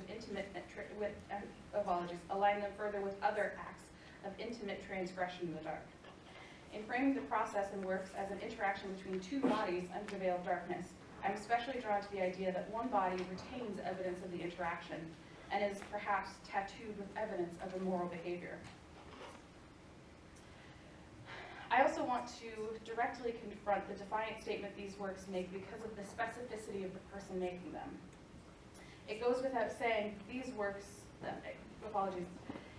It goes without saying that women's bodies are always policed, and where, when, and how a woman enacts her body, whether in public or private spaces, is always under scrutiny. Within the fantasy-enabling space of the darkroom, I am in control and can enact my body however I want, resulting in processes and photographs absent of the bodily authorities of the outer world. In there, I get to break the rules and I get to make my own, and that's pretty damn cool.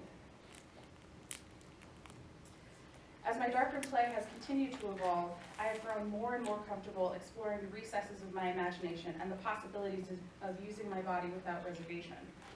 As many of you are familiar, color darkrooms are pitch black.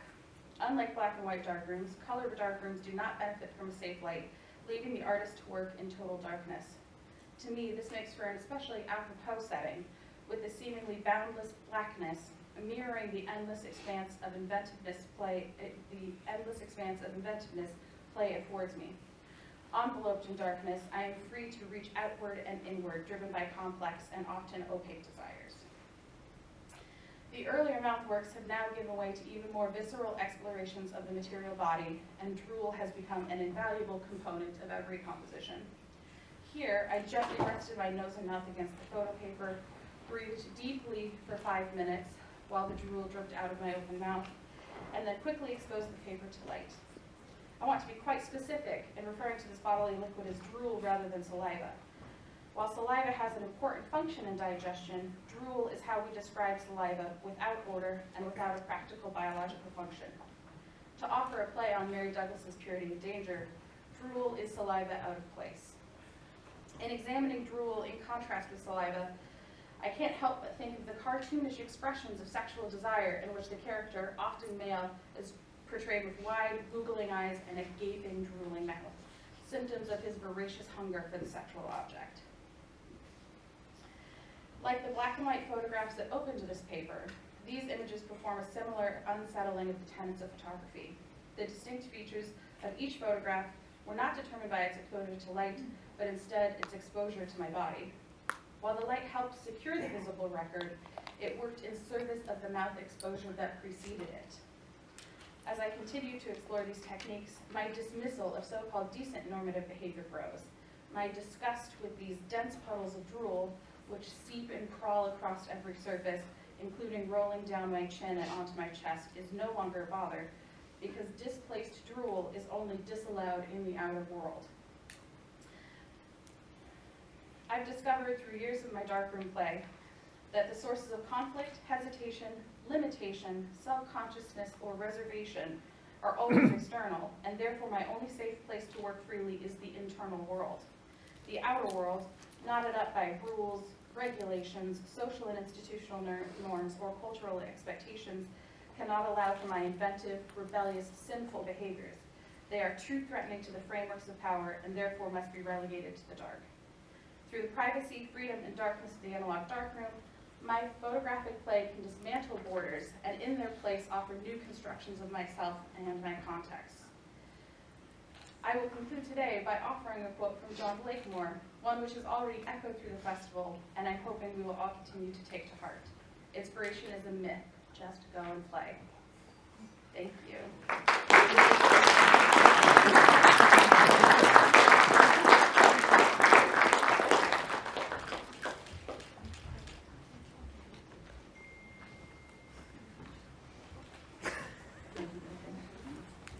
We're going to take a short break now. So if you can be back here in the theater at 10 to 12, so at 11:50. Thank you. Even though people are still making their way back to the cinema, we're going to go ahead and resume. The next speaker is American artist Linda Altowitz, who has a practice that merges art and science. She is the art and science editor for Lens Scratch magazine. For her project Injection Site, Making the Vaccine Visible, she employed the relatively new technological development of high-resolution thermal photography to photograph the arms of participants after receiving the COVID vaccination. This has resulted in imaging over 130 participants, each image documenting and creating a visual trace of each person's reaction to the vaccine. Rather than providing a simple scientific record, the ethereal images serve as evocative statements about individuality and our collective humanity. Please welcome Linda Altowitz.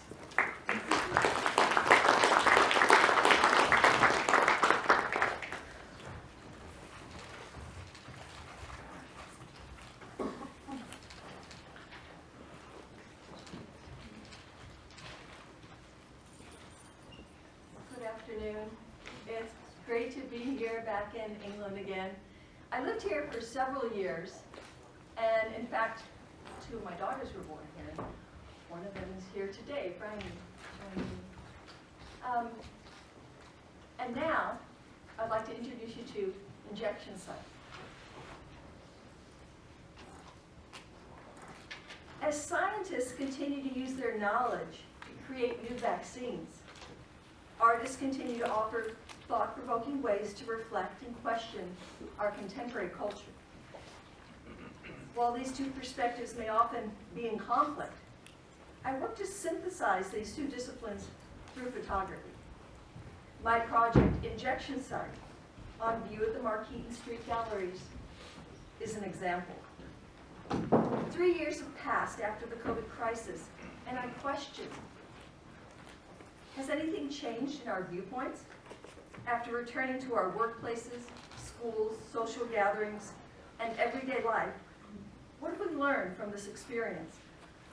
To explore these questions, I'll present you with a series of photographs that is unique, with strong empathy, and a shared sense of wonder about what is unseen, yet suddenly manifest by recent photographic technology development. In 2021, we were in the throes of the pandemic, and the COVID vaccines had recently been made available. When a neighbor complained about pain in her arm 9 days after she received the vaccination, this is the photograph you're looking at now, I was curious to see it through a thermal lens. This is a camera that registers only heat, one which I've been working with. I was astonished to see the dark contrasting patterns on her arm that spread out toward her breast and shoulder. The photograph that I took that day was a revelation to me. It was simultaneously intimate, ephemeral, scientific, and moving. This led me to create the series Injection Site from 2021 to 2023, in which I photographed vaccine injection sites on the arms of over 130 participants. My self-made time parameters for taking these photographs range from 20 minutes to 30 days post-vaccination. The one you're looking at now is 20 minutes post-vaccination, and this is Bill. When vaccines were first administered, 20 minutes was the time it took to receive the vaccination and wait the mandatory time post-vaccination. I chose the cutoff date to be 30 days, as it seemed a reasonable amount of time where inflammation might disperse from the site of injection. I followed the vaccine rollout, photographing participants from healthcare professionals, people over 65, the general public, and finally, children. It was necessary to have personal connections with each participant, either through me directly or through word of mouth. During a tense time of our world, trust was crucial in this project.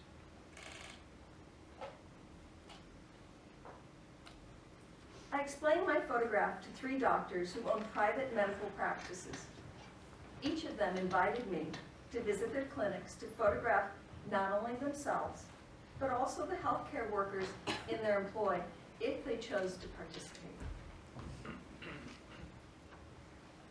I explained to each person that I used a heat camera to make visible their reaction to the COVID vaccine, emphasizing that it wasn't a scientific experiment, but more a unique documentation of the pandemic.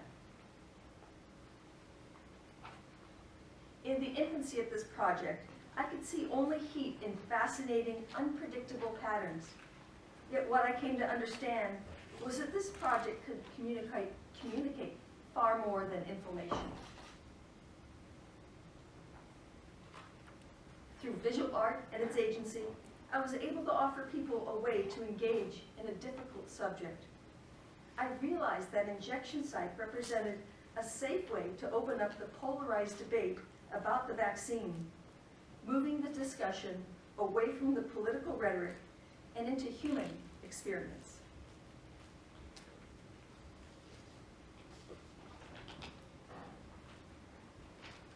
These haunting photographs tell a story of modern medicine. They speak to the fear, desperation, and isolation felt at a grim reality.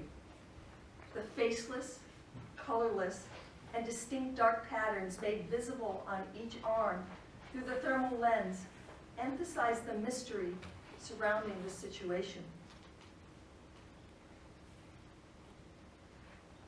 This is Candace, and this is 2 days post-vaccination, and she's on the cover of my publication.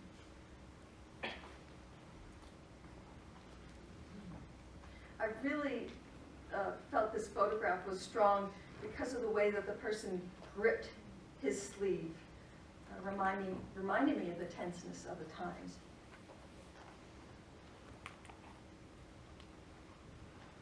This is a friend of mine, Shin Lei, and we hike in the Mojave Desert every week.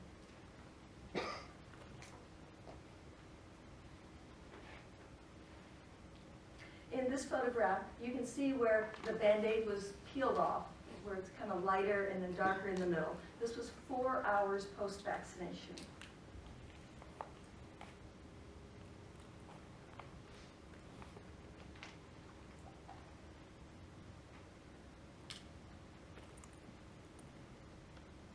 Douglas McCullough wrote, The thermal images of injection site are weirdly, morbidly, bodily, sumptuous.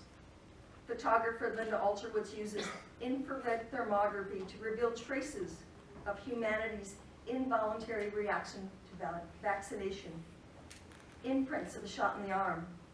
On the genealogical tree of photography, these are close cousins to fingerprints, fossils, or death masks.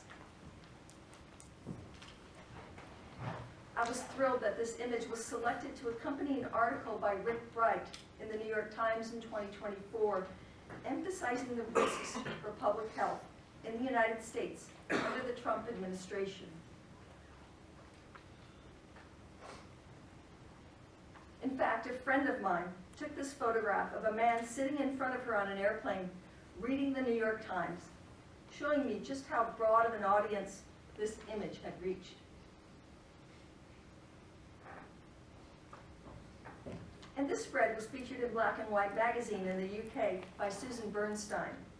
I realized that with these two instances of inclusion in my images, that the project was resonating with the national press on both sides of the Atlantic.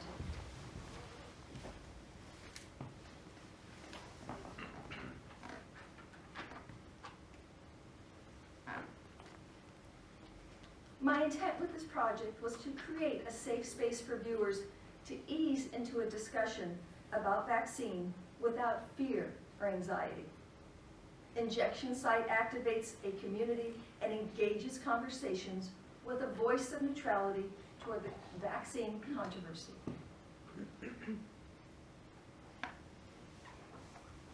This is a 10-year-old boy, the same day that he got the vaccine.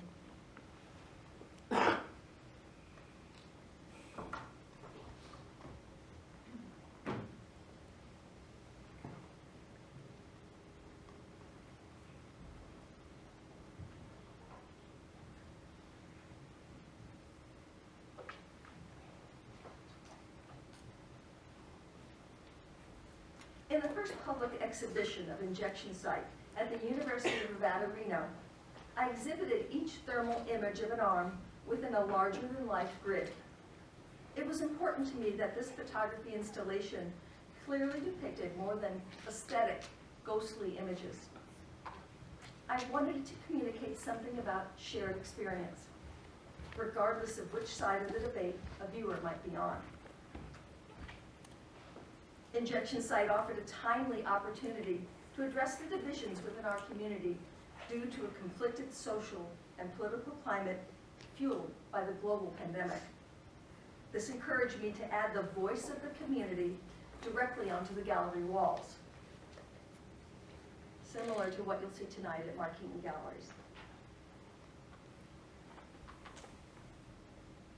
Prior to the exhibition, Vivian Zavataro and I conducted a digital survey to the University of Nevada students, faculty, staff, friends, and acquaintances. We asked the question, why did you or didn't you have the COVID vaccination? I pre-selected 35 of the most poignant quotes. I intentionally included responses from people who were pro-vaccine and those who were opposed. It was also my intention to kickstart the discussion in preparation for the added interactivity of the project, making it comfortable for viewers to add their own responses.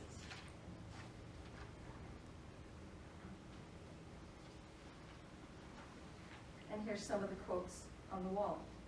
Richard wrote, "I believe in science. I remember getting my polio vaccine as a child in the 50s with no hesitation. My children and grandchildren are all believers in the medicine and the gift this vaccine is. The real tragedy is an individual turning a large portion of the world into pawns with hyperbole for their own benefit and not caring about the number of lives lost." Alyssa wrote, "I chose not to get the vaccine because I am a low-risk individual and already had natural immunity. Seeing as though vaccines do not prevent a person from spreading a disease, but only hope to reduce the risk of severe disease in an inoculated individual, it seemed pointless to get injected." I had a lot of anonymous responses. This is one. I have a prior history of blood clotting disorder, and I am considered high risk for a stroke. So I felt that the unknowns of the vaccine, the potential side effects, and the reports of complications were not worth the risk for me to consider taking it. Sophia wrote, this vaccine was politically motivated, didn't undergo due testing and verification of harmlessness to human beings, and was interfering with the wisdom of our immune system. And this is an interesting quote from Ben. I chose inoculation out of a sense of civic duty.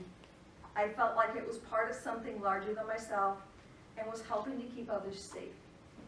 People, including myself, don't think about others enough. The pandemic gave me pause and presented me with an opportunity to be more empathetic. This interactive element within the exhibition offered viewers the same question: why did you or didn't you have the COVID vaccination? I provided sticky notepads and pencils for visitors to write down their responses and adhere them to a community board.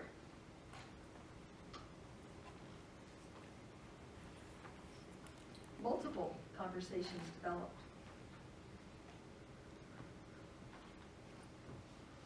Sticky notes were abundant. Opposing views shared space, sticking to one another, creating threads of conversations in a metaphorical and very real representation of the kinds of debates taking place around the country. It became a manifestation of community.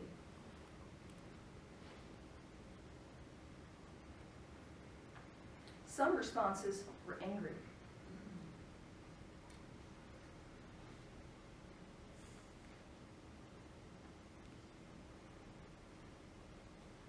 Some were just silly. Yet most were serious, speaking of the loss of family members or civic duty to others. Lastly, I organized a unique performance during the opening of Injection Site. Yes, this is part of that performance, a real performance. I negotiated with Student Health at University of Nevada, Reno to have nurses available to administer free vaccines. I was excited about bringing this real-life scenario to visitors within the gallery walls.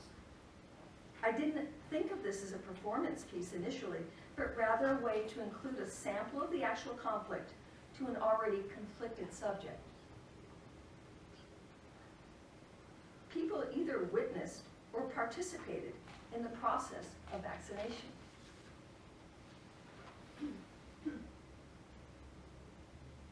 Because this was a controversial situation in real life, I wanted to bring the reality of that conflict into the space of the project. My intention was to allow others to come as close to this controversy as they chose. I didn't intend for the performance element to be a pro-vaccine statement, but rather a statement about choice, which was at the center of this conflict. Some people may have thought this was a pro-vaccine statement, but didn't express this to me. People were conflicted. Thick within the room were emotions of rejoicing, repulsion, relief, anger, acceptance, or refusal. One person expressed anger toward me because she thought that the photographs trivialized the severity of the pandemic. Other people thanked me for offering a way to initiate conversation about the vaccine. Some were just glad for the convenience of vaccination without a prearranged appointment. I was thankful for all the responses, as it helped me contemplate whether the performance was effective for engagement of the controversy, or whether it pulled people too far from the safety of the gallery walls. But it did create a disturbance, which helped me further initiate conversation in which I was included. I achieved the impact I had hoped to create, making a safe place for the discussion of conflicting points of view. Injection Site is neither propaganda nor advertising. It's a project that I hope communicates a shared sense of empathy about what went on for a period when we, as a planet, faced a common threat. It carries a deep sense of curiosity at how our experiences could be so personal and individual while we shared in them together. Above all, I wonder how we can embrace both art and science to use this technology, this passion, these images to move forward. Thank you.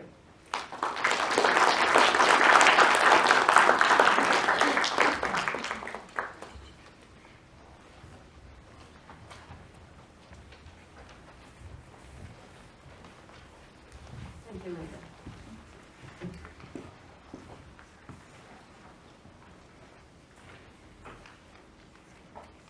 In times of war, art becomes more than expression. It becomes a force of resistance, a means of witness, and survival of the soul. In her presentation, The Gaze of Innocence and Voice of Silence, Canadian-Ukrainian artist Lesya Maruszczak will discuss her confrontation with historical and contemporary genocide through her work. Lesya's multidisciplinary practice moves across photography, performance, and installation within the landscape. Her project, Maria, was named the most important exhibition on the Soviet Ukraine famine genocide by the National Holodomor Genocide Museum in Kiev. Her monograph of Maria won the Kiev International Book Festival Grand Prix Award, the Experimental Book Award, and was shortlisted for the 2019 Rencontre d'Arles Book Award and the Athens Photography Festival Book Award. Please welcome Lesya Maruszczak.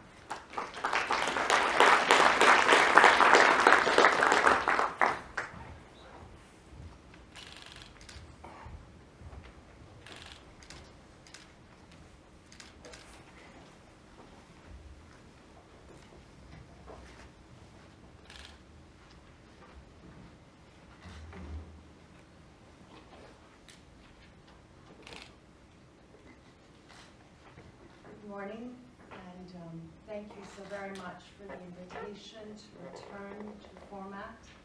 I had the honor of joining in 2019, where I spoke about Project Maria, so I extend my gratitude to the community for making space again for this conversation. Now let's see if I get the buttons working. So I'd like to spend a few minutes speaking about my experience creating during this time of genocide in my ancestral homeland in Ukraine. I'd like to walk you through a few bodies of work that I've been focused on over the last few years, and tell you how my practice has evolved. And most importantly, when facing situations of such extreme dehumanization, I'd like to share with you some of the questions that I have been focused on. Project Maria memorialized the more than 4 million people that were artificially starved to death within the span of 18 months. 1.8 million were children. And we refer to that historic atrocity as the Holodomor. Now, who in the audience has ever heard of it? If you've raised your hands, I'd love to see who's aware of the Holodomor. Great. I was in Notre Dame last week talking about it to a group of university students, and no one there had heard of the event. So that always reminds me that we need to keep speaking about it. Now, I'll just tell you a little bit about the word. The word is made of 2 Ukrainian words. Holod is hunger, and mor is moriti, to kill, to murder by hunger. And that is what that word, Holodomor, stands for. Envisioning a future without Ukrainians.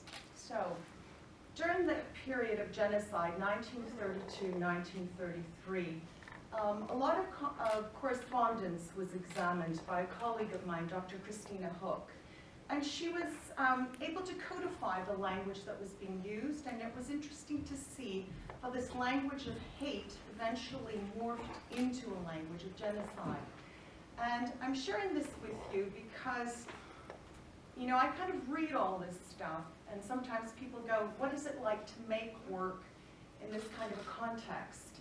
And I think my work does very much point to the struggle I have with being part of a community where there is a strong desire, and there has been this desire for almost 100 years, to literally imagine a world where Ukrainians don't exist. So, you know, sometimes I have to sit with myself and ask myself, how does that feel? And I think some of that starts to come through in my work. Now, this is the mobile memorial, Project Maria, exhibited in the Kiev National Holodomor Museum. And I was looking to really avoid the kind of monolithic structures that we often associate with memorials. I was looking to use, you know, multiple channels, textiles, film, photographs, books, elements that the audience could engage with, take apart.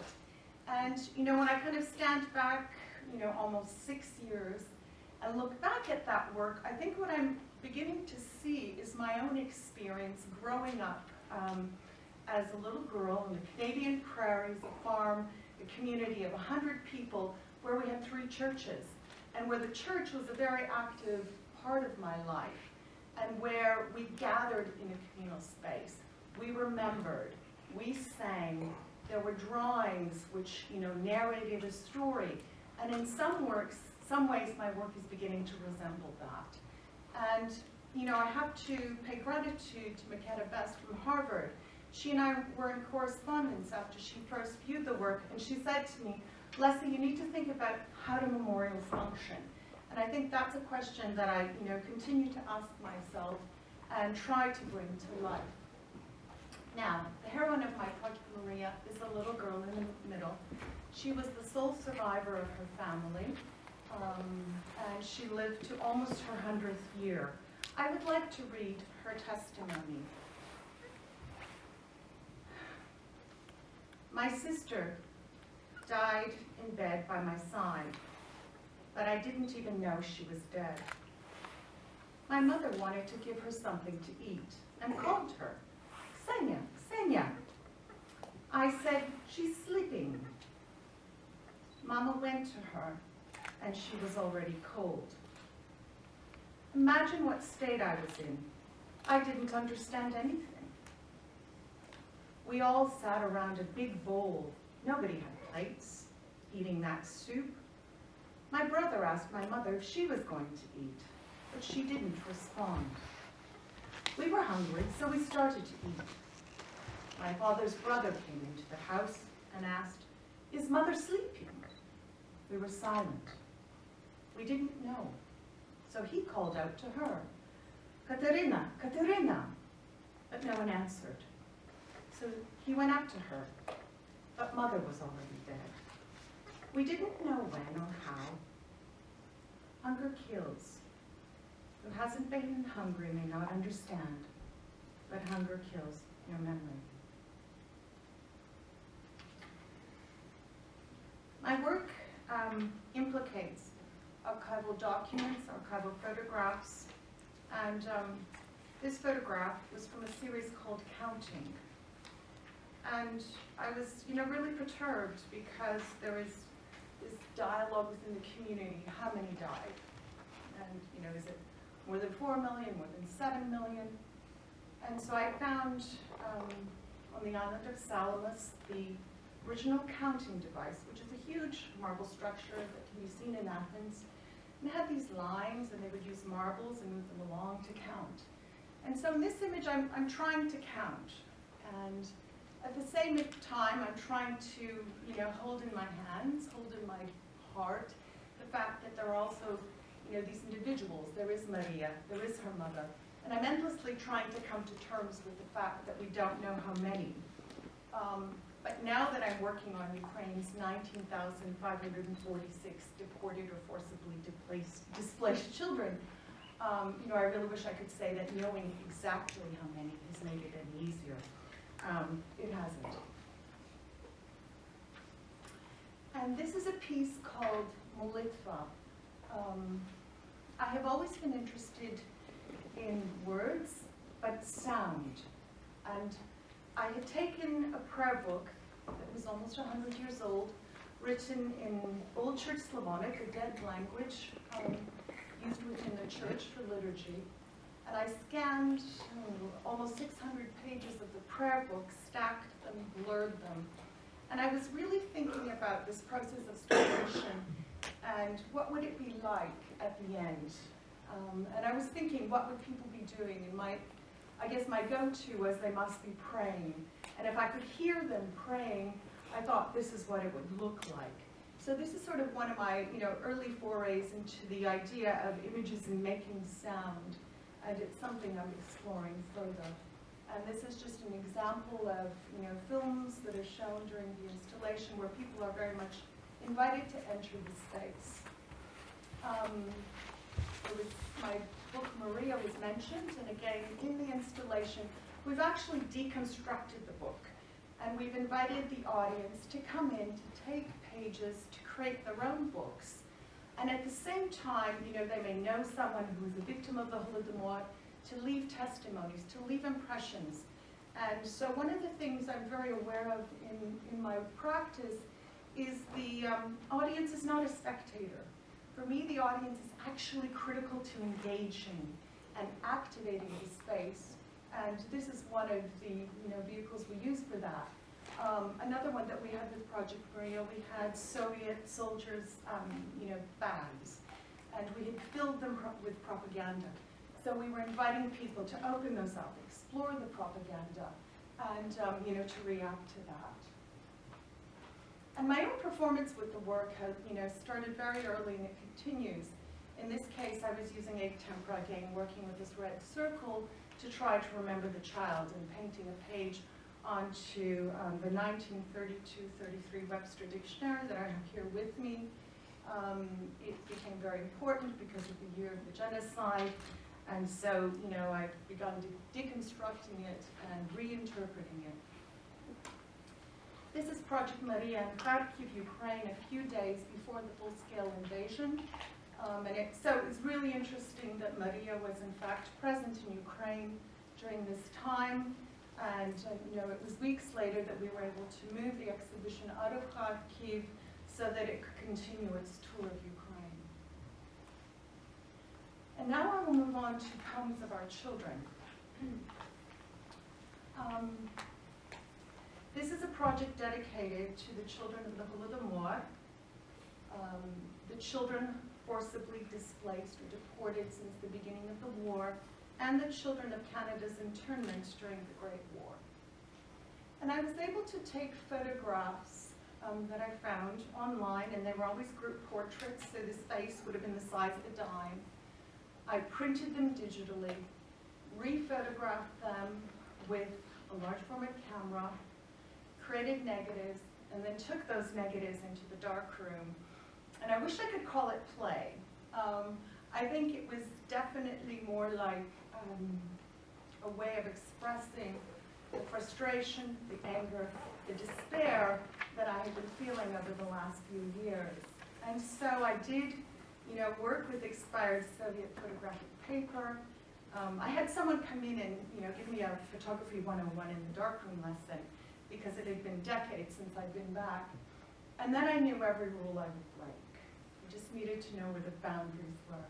I used my hands, I used my breath, I used my body to create, these tiny, tiny little photographs. And what happened next was we moved everything out to the Canadian prairies. And so, a photograph that I could hold in my hand later became, 1.5 meter textile. And they became sculptural elements that framed a performance in the landscape. So it's a way by which my own performance in the darkroom is translated into a sculptural form that later becomes part of a performance. My own performative role continues to evolve. where here I'm sort of activating this, what we called 4-3, a ritual dance. We were busy creating centers of a sacred space, or, within which our ritual would unfold, ritual cloths from Ukraine, a bread we would share, and this is the participating audience. I'm going to show you a little bit of the film that we made on the prairies. And I think the one thing that I would like to share was that, when I invited people to join this performance, I said, there would kind of be two opportunities. One of which is you can witness, which means you can sit and just watch what's going on, a spectator of sorts, or you can actually be a mover. And, a lot of people wanted to witness. It was a safe place to be, right, on the chair. But by the end of the day, everybody chose to be an active participant, except for my mother, who, had hip surgery and couldn't move. But otherwise, everybody else had decided they wanted to be actively engaged. And that was really important for me. Oops. Oh, yeah. Where am I? Oops. I don't think we have video. We don't have video, and we don't have the rest of my presentation. Right. Okay, so why don't I just talk a little bit more? Yes. Okay, so the poems of our children, that was, as I said, very interesting to see how the audience would step into that space and make it their own. And this is a performance that we this summer took to Kyiv, Ukraine, and where we began something, else that has become very important to me. And that is called The Gathering, Where Are Our Children? And in this project, so just that again, I'm looking to collapse two genocides, and I'm very much looking to bring them into conversation with one another. And some of that involves reworking historical objects, like this 1932-33 dictionary. And so what I was doing recently is, deconstructing the dictionary, because it was associated with the famine genocide, the years of the genocide, but also because the dictionary today doesn't have the word Holodomor in it. So in 2025, English language dictionaries still don't contain that word. And I have difficulty with that. So when I was a participant at the Down Center of the Arts this summer, I began work on the project I'm calling The Gathering. And I started to deconstruct the dictionary. And I can tell you, this was really hard for me to do. I grew up in a house where my grandmother came to Canada with a suitcase. And in that suitcase, she had her prayer book her mother had given her. She had an embroidered blouse and a few other trinkets. So the book for us was always an object that was coveted. And I myself remember going to school, and we would wrap our books in brown paper to keep them safe. I remember people talking about the Soviet Union wrapping books the same way, but they were doing that so no one would know what they were reading. So the book has always played a very important role in the world I understand. So for me to not only break its spine, but take an X-Acto knife and begin to slice it apart was really difficult. Now, I do wish you could see what I'm talking about, but I need you to imagine. So imagine if you knew there were 19,546 children that were displaced or deported. So this time I had a number. Before I wasn't sure. Now it was exact. And the question becomes, how do you manifest that? How can you show the world what that looks like? So we began to codify these children with various shapes. And then I took the dictionary that we had and created cyanotype prints. So 2 dictionaries were sliced as a way of commemorating 2 years of the war. So we had, 700 and some odd pages. On each page, cyanotype representations of those children were created with the shapes that we had assigned. And at the end of the day, there was this huge mural following the Ukrainian alphabet. you think, it's stuck because there's no, Yeah. oh, well, okay. I probably used my time. So how do I get to the next? See, but then the rest of the presentation is this.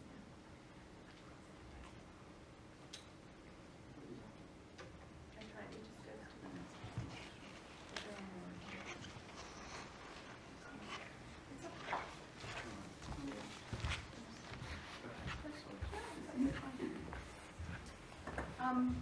And so what I, continue to do now as I'm working on this project is going back to that image of molitva, if you remember the black and white, where I wanted to make sound. And so I'm working again with that similar sort of process. And I actually have to thank my inspiration for that, because it's Idris Khan, who was in fact a student of photography here at the University of Derby. So Idris has been a huge inspiration for my work. In addition to that, we're working to sonify the names of the children. So the sort of object that I will create will certainly be a sound and visual installation. I'm creating a series of 5 books. Each will manifest a different aspect of the project. And I've been writing the names of the children. In fact, my scroll is sitting there. So this summer while I was in Banff, I began to write the children's names. It seemed very important for me to be able to humanize the losses that these families have experienced. And I guess I'm just going to take a minute and maybe read some names, if that's okay.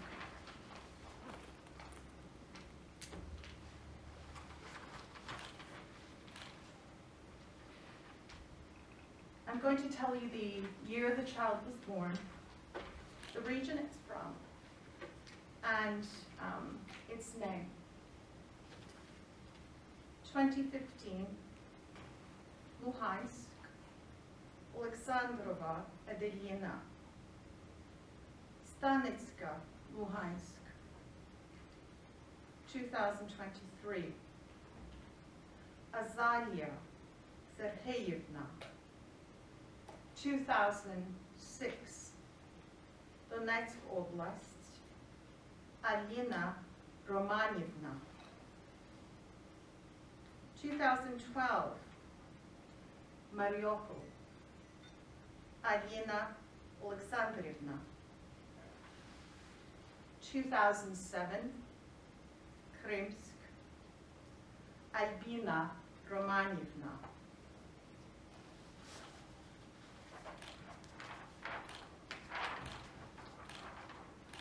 2007, Mariupol, Anastasia Romanievna.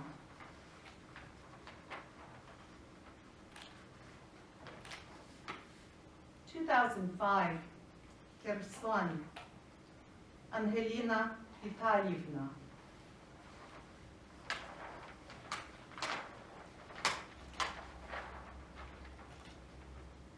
2021, Zaporizhia, Anton Alexandrovich.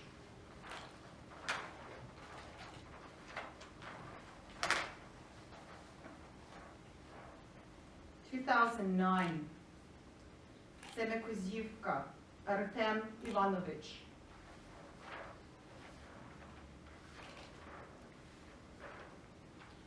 2013, Bilolutsk, Bogdan Sergeyevich.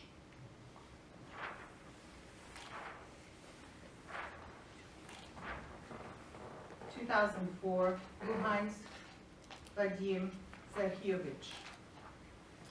So this goes on, and I hope to find a spot today where I'm going to be writing the names. I have it available in both the Cyrillic and Latin alphabets, and so if there's anyone that would like to join me in that act, I would really welcome your company. And thank you once again to everyone.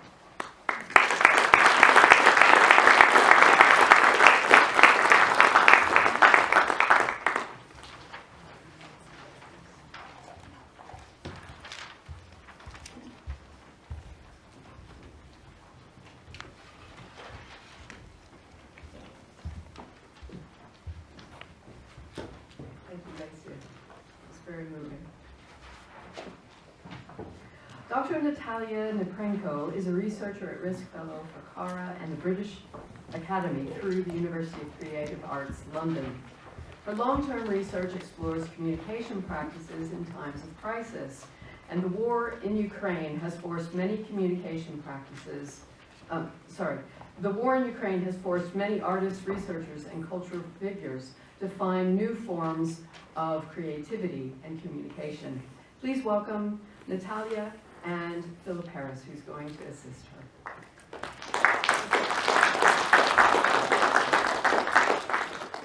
UCA Farnham, North London. Okay.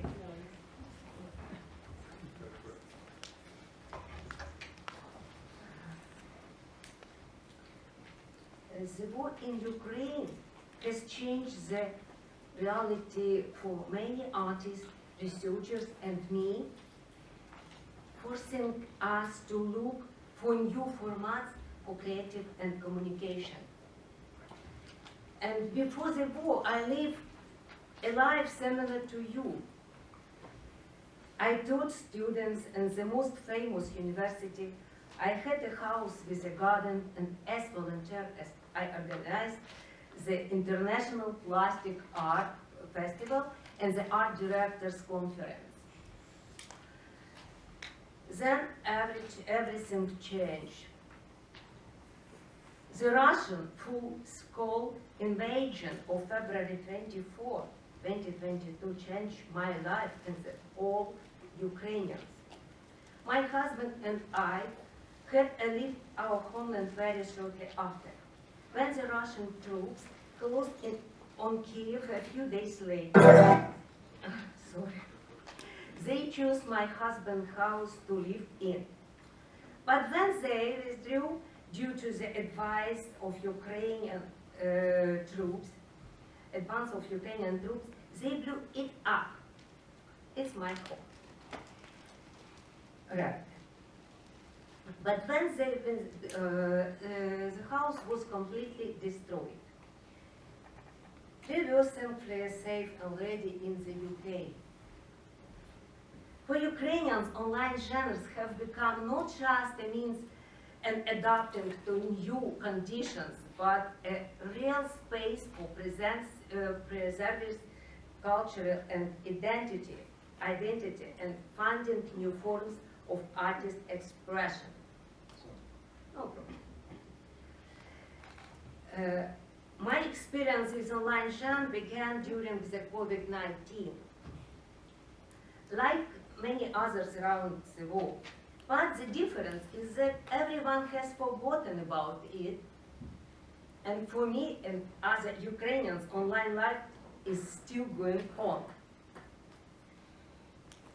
For example, when my sister died, visit and call my family and cry online.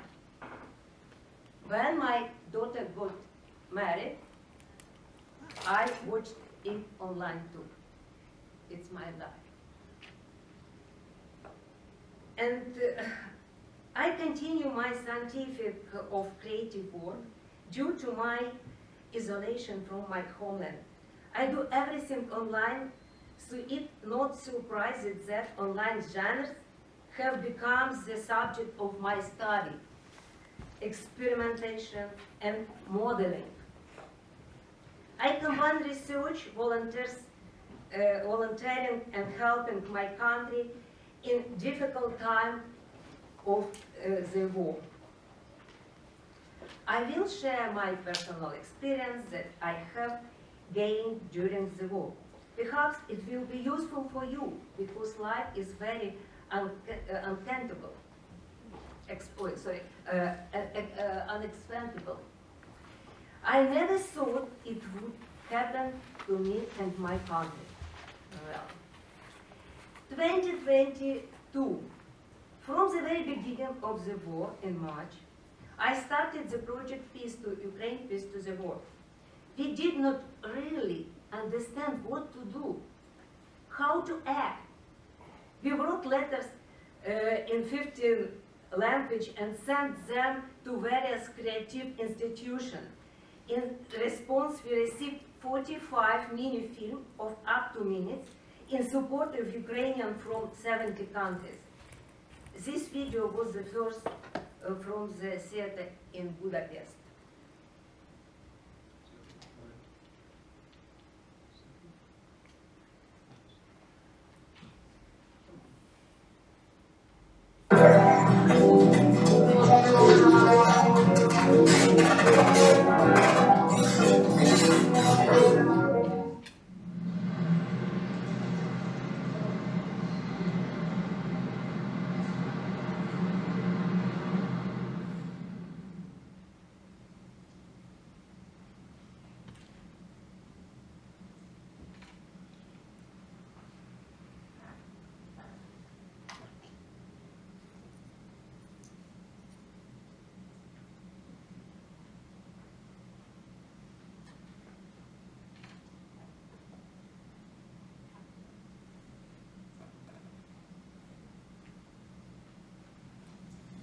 Békét Ukrajnának! Békét Ukrajnának! Békét a világnak! Békét a világnak!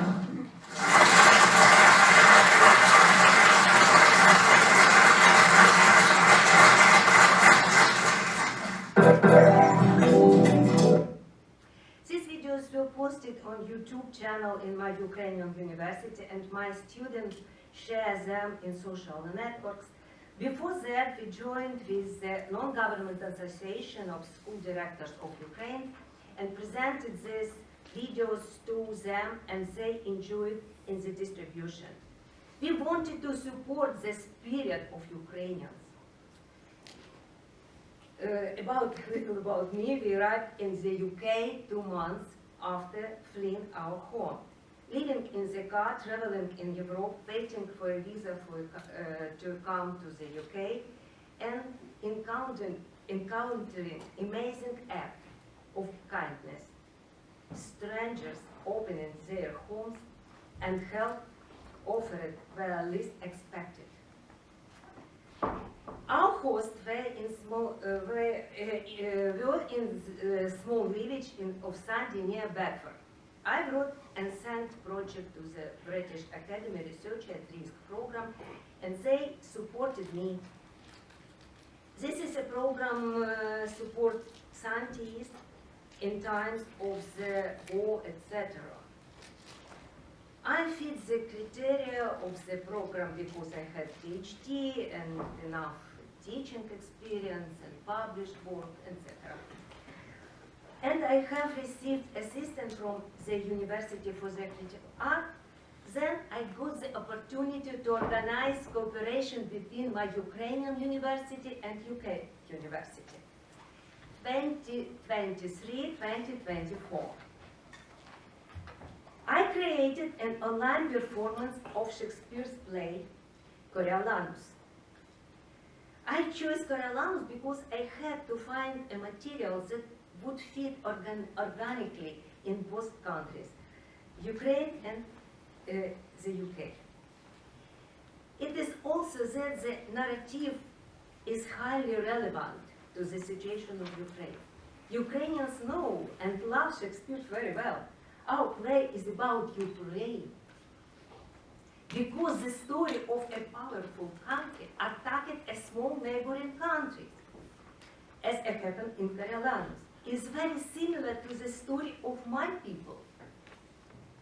However, the Polski people were destroyed as a result of Coriolanus' exploit, and the city of the Corioli dissipated from the map after that. We are not going to disappear. Every Ukrainian child dreams of victory, freedom, and independence. We will fight to retain our freedom and national identity. Coriolanus was a great way to express this. Maybe show it? Okay. We have 17 fragments in my performance.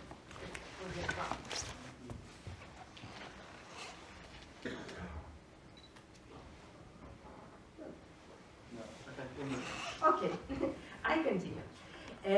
The premiere took place in March 26, 2024 in Rochester, Great Britain, near Edinburgh. The uniqueness of this was the theater was on the screen, and our audience was in the hall. The actors communicated directly with audience. Very interesting experience, really. And I don't know of any such experience. Also, I'm constantly looking. If you know, say me please. What is special about this online performance? What was the subject of my research? How the international team of actors works together. Due to the war, many of our team members were physically located in the different countries. Then I thought, it's clear that Ukrainians are the ones who stand for peace in Ukraine. But our voice will be stronger if it's an international team. Our team included actors from Poland, UK, Spain, and other countries. We chose the genre of online performance to make our event interactive. Recording of online performance would not normally take place. I only did this to provide evidence for my research. We also won't be able to repeat it because 3 of the boys, unfortunately, went to war. This is not a film. We understand that the film is expensive production and we did not have the money for it. Everything was done on enthusiasm. The University for the Creative Art helps me only to film the finished performance. Everything else we did with the desire to tell the world about our people. For example, the Symphony Orchestra of the Gliera Academy of Music studied Beethoven Coriolanus Overture and then recorded it in the professional studio, which we also received without any money. Fourth, live communication is much more influential. When the viewer understands that they are being addressed by actors who are now playing for them from a real war, it sounds different. Because before they started, I said, sorry, if there's an attack, we will stop performance and hide, unfortunately. By the way, it happened once.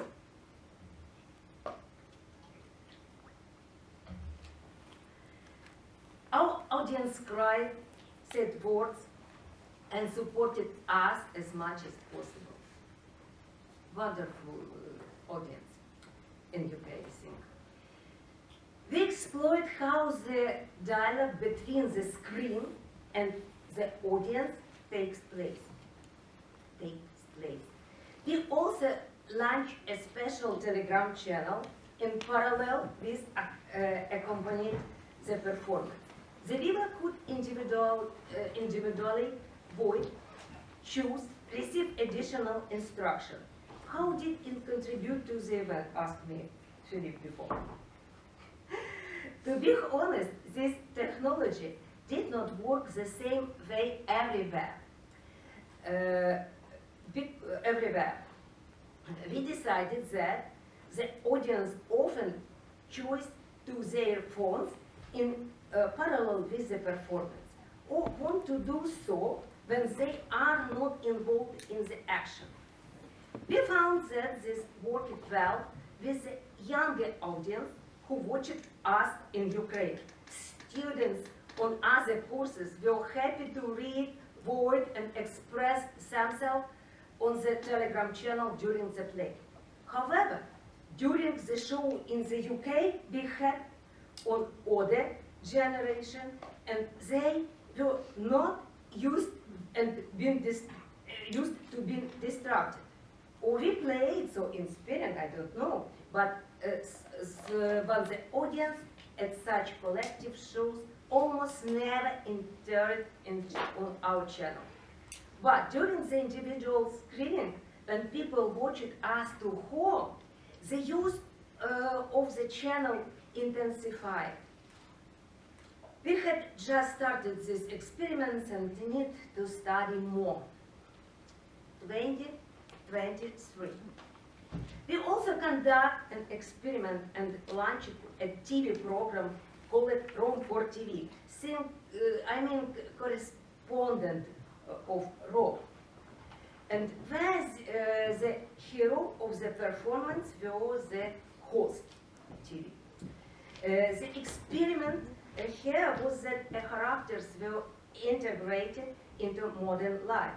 Here the subject of the research was a combination of documentary reports and fictional characters. For the students of both platform for practice, and this was our contribution to the victory. This is my team, this is my students. Yeah, okay. 2024. All the time the students had to do other tasks because we have program. And so instead of them, we had an adult team of social journalists.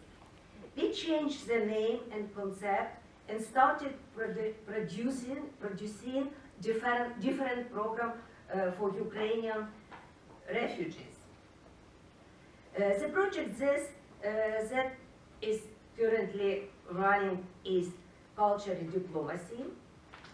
This is a weekly TV program that is broadcast live every Wednesday on a small TV channel in Ukraine. The TV program is about Ukrainians who fled the war. All correspondents in a different country, live in different country, about our volunteer activities and struggle in other countries. We have created a network of correspondents from more than 20 countries. We gather every week for training. I mainly teach. And maybe good idea, maybe some of you would like to join. Welcome, very welcome. And the country cannot provide enough correspondent right now. My country cannot provide enough correspondent right now. Therefore, we do it ourselves. 2024, 2025. Finally, we have united in the International Scientific Laboratory of Online Genres. With research experiments, we introduced innovations. We developed online dance. We also created the genre of online drawing, online hugs, maybe next online kiss, I think. And we are experimenting with TV dance. We show last Wednesday, we have... Not working? As it is. Okay, sorry. I can dance on this Yeah. without That's a really video, important sorry. moment. It's very interesting because we have contact with my audience through TV screen. Sometimes I host, I only teach my team, yeah? And Великобританія і Німеччина. Hello! Привіт! Привіт! Я вітаю вас на шумних вулицях Берліну. Зі мною видно берлінську телевежу і дуже живе перехрестя. І я до вас з радістю приєднуюся в цей ефір. Берлін дуже відрізняється тим, що тут можна вільно почувати себе і танцювати буквально будь-де. Я зупинилася біля відділення свого банку, припустимо. this woman in Berlin, I'm UK.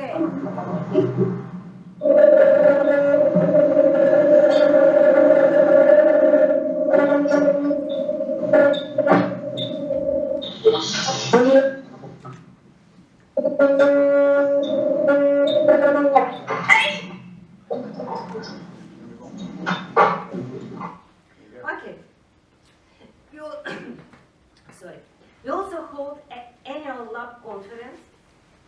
We did it in May 2024 and plan to hold it in May 2025, where we will demonstrate our latest achievements and exchange experiences. I invite colleagues to cooperate and practice and participate in the next conference in May, please. Next, so this year we are exploring a non-line mosaic performance. Really, this is site with interactive feature and set times for online communication with the characters. Here the viewer can set their own viewing time and choose their own order and set of the scenes. As a result, each viewer has their own unique performance. Okay, conclusion. I think our experience of survival and work can be useful for scientists all over the world. For example, the use of online in the lives of Ukrainians has exploited opportunities and prompted us to think, conduct research, and even create new genre of online art communication. Innovative use of online communication has allowed us to preserve a sense of community and national identity. And this despite the fact that the people were scattered across Europe. Online genre opened up new opportunities for contemporary art and cultural diplomacy. This is not only a response to the challenge of the time, but also a space for innovation and experiments. The experience of Ukrainian artists and scientists in this area is important for the whole world, because who knows what the world expects tomorrow. I agree.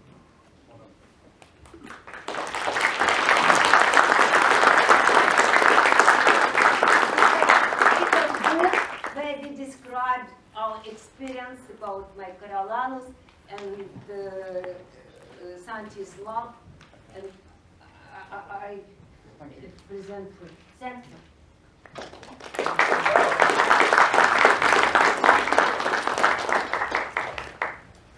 Thank you, Natalia. We have run over a little bit, so we are not going to have the morning plenary session, and we're just going to go ahead and break for lunch. So if you can come back to the cinema around 2 o'clock, so we can have a 2:15 start, that would be great. Enjoy your lunch and have conversations with people.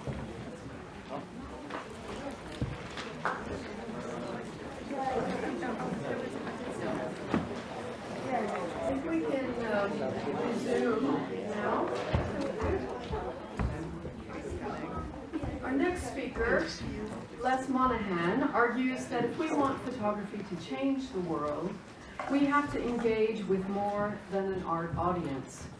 Motivated by his concern with the rise of destitution in the UK, Les asks how effective documentary photography could be in shifting public perception. His documentary project, Relative Poverty, engaged directly with the difficulties of portraying poverty. The public settings for the display of these images potentially offers an innovative template for a social, useful, and engaged practice. In his presentation, documentary photography will not change anything if it continues to only speak to art audiences. Les will examine if working from a position of compassion is required to elicit compassion in others. Please welcome Les Monahan.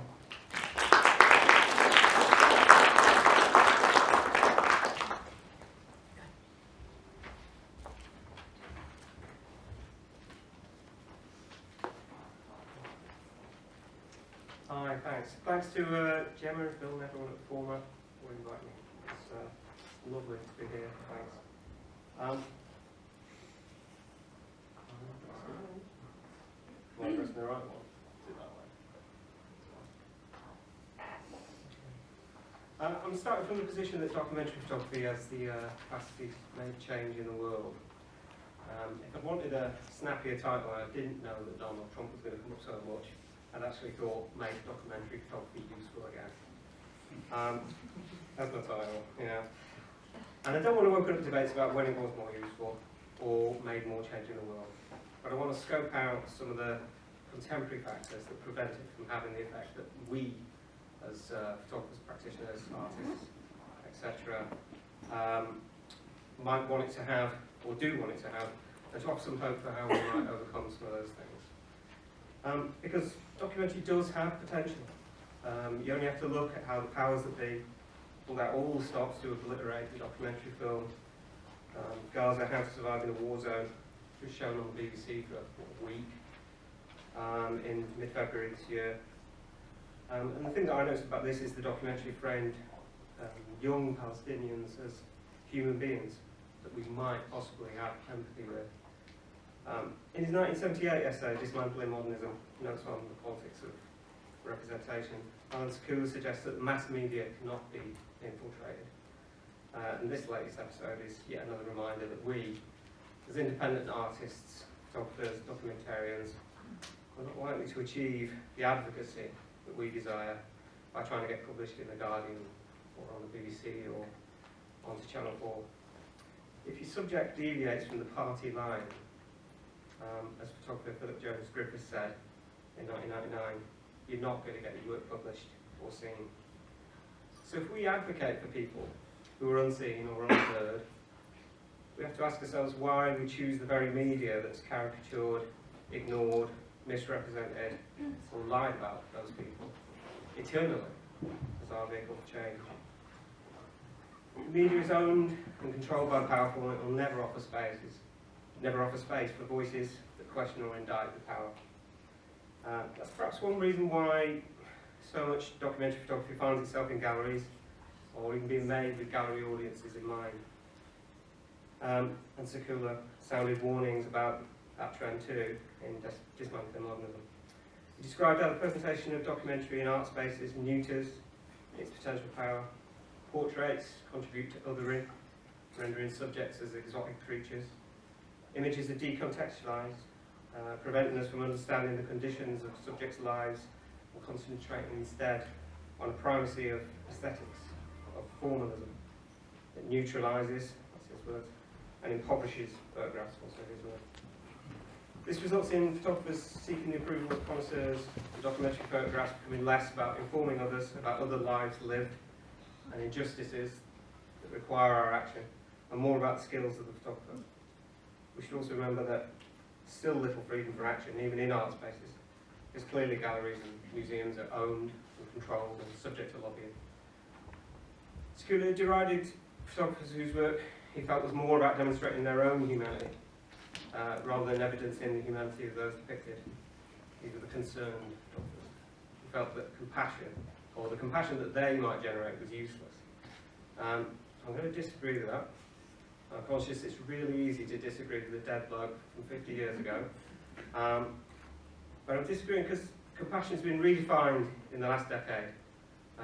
And it consists not only of elements of empathy, which we all sort of understand and get, but also a key component of compassion in the redefinition is of actively wanting to help those we feel compassionate towards. So this is the position I'm picking the camera up from. I can tell it's the position of some of the people we've heard from already. It's where we're coming from. It's where documentary photographers, I would hope, are all coming from. We care, we're outraged, we want to use the skills we have to bring the injustice we witness to the public. And if we do this with compassion, making images that elicit empathy, then those who witness our work might begin to question the injustice we've photographed or filmed. So, isn't that the promise of the medium? That we can, through pictures and stories, make change. One simple reason I'd argue that change doesn't happen is because we don't reach enough of the public. we don't reach them because we're showing documentary and art spaces. Not always, but that's one of the things I want to discuss.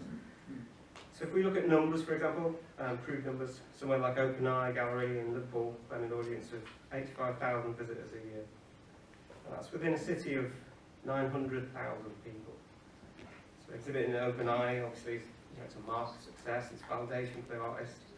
But what is in it for those who might be portrayed in a documentary photography project that's shown in somewhere like that? Schooler said again in 1978, he suggested alternatives to these spaces. He called for photographs to be used not as privileged objects, but as common cultural artefacts, operative at every level of our culture, being encountered in marginal spaces where issues can be discussed collectively. So the marginal spaces he suggests were, these are his quotes, union halls, churches, high schools, community colleges, community centres, and perhaps only reluctantly public museums. End quote. So this list, I've looked from another time and place, it still resonated with me recently. So here in the 21st century UK, we can still access churches and community centres. For union halls, really temporary meeting space, sometimes in a union-owned building, sometimes not. We know schools and colleges are difficult to access, but it's possible. But the two I want to focus on are libraries, public libraries, which schools haven't listed, and to a lesser extent churches. So libraries, especially in the UK, despite being underfunded and under threat, still offer a public space where issues can be discussed collectively. I mentioned Open Eye's audience figures a bit earlier, which was what, 85,000 from a city of 900,000. In the same year, Doncaster, where I'm from in South Yorkshire, which has 25 libraries, had 500,000 annual visitors, and the population is only 300,000. So Doncaster Libraries is the primary site that I chose to make the work that I'll show and discuss here. But it's the primary site I chose to try and make change through documentary.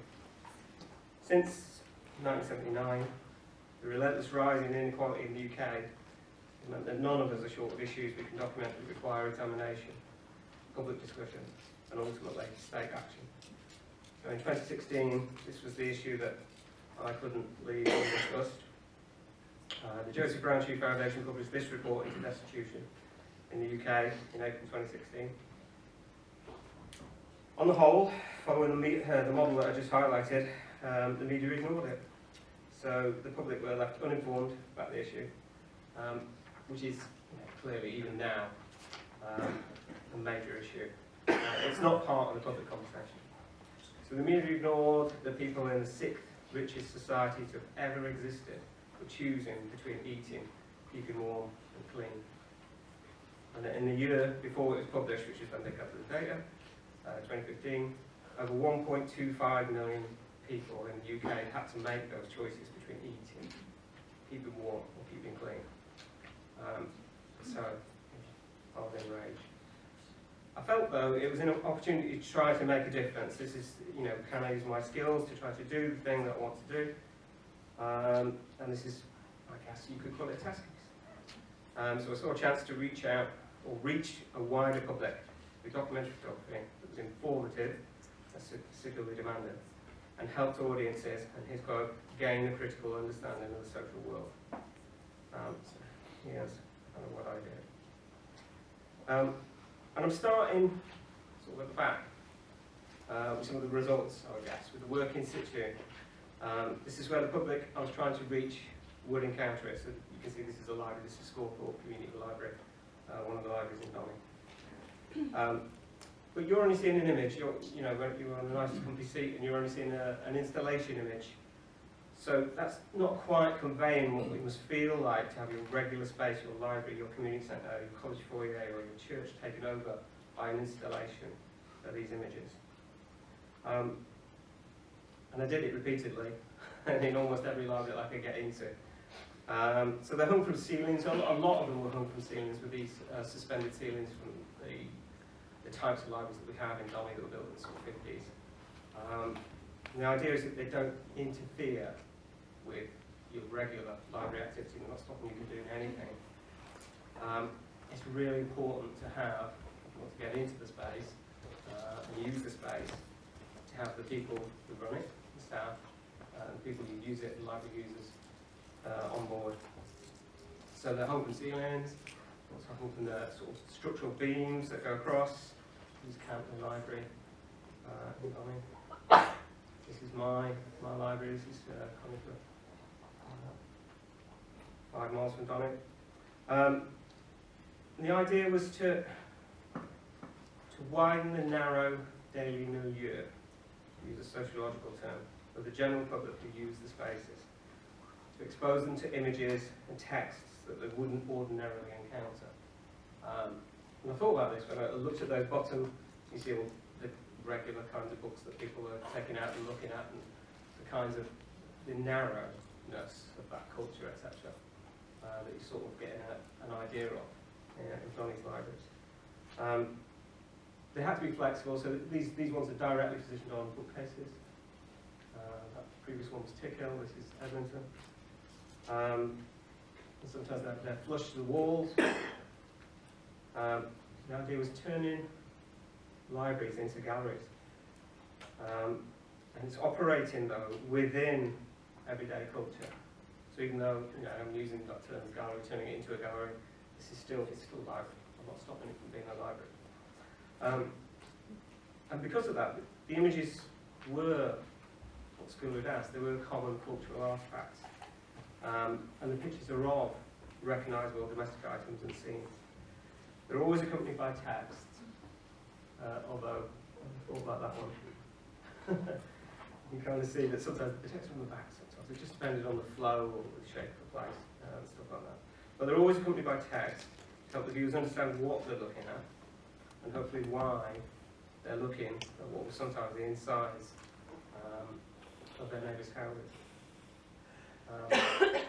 It's flexible enough to sort of pop up over a day. This was literally up for I got there, up for an hour, I took it down. A weekend, this is at World Transformed in Liverpool. Or again, another one, a really quick one, this is an evening for health equity in Sheffield, or a few hours. So the idea was that it could take over spaces as well as be semi-permanent in the libraries as well. So it's appearing at political events, at conferences, at open days. This is open day for my local college. At community events, it's at Quakers. It can be linked to a sort of wider, this is the Sheffield Cathedral, linked to sort of wider art events that might be about social issues or social art. But crucially, there's that part of that quote that I gave from school earlier. So at each exhibit, and this is Doncaster Minster, which is our gigantic church in the centre of town, there's at least one public event where, following a suggestion, the issue can be discussed collectively. There are usually roundtable events, but this is, you know how the centre of big churches are organised, and that's the sort of only way we can sort of do that.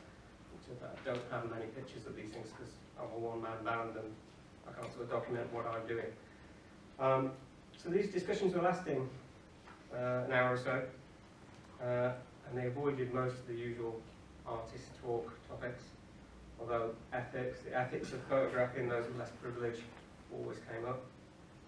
Media portrayals of those in poverty always came up. But primarily the conversation centred on poverty, experiences of poverty, and possibilities of doing anything at an individual, community or state level. So in this sense, these spaces, albeit temporary, they were spaces where documentary had made a difference. It sparked and framed and informed a conversation where ultimately most attendees left agreeing that destitution in the UK, and indeed all poverty, is wrong. And yes, we should collectively work to end it.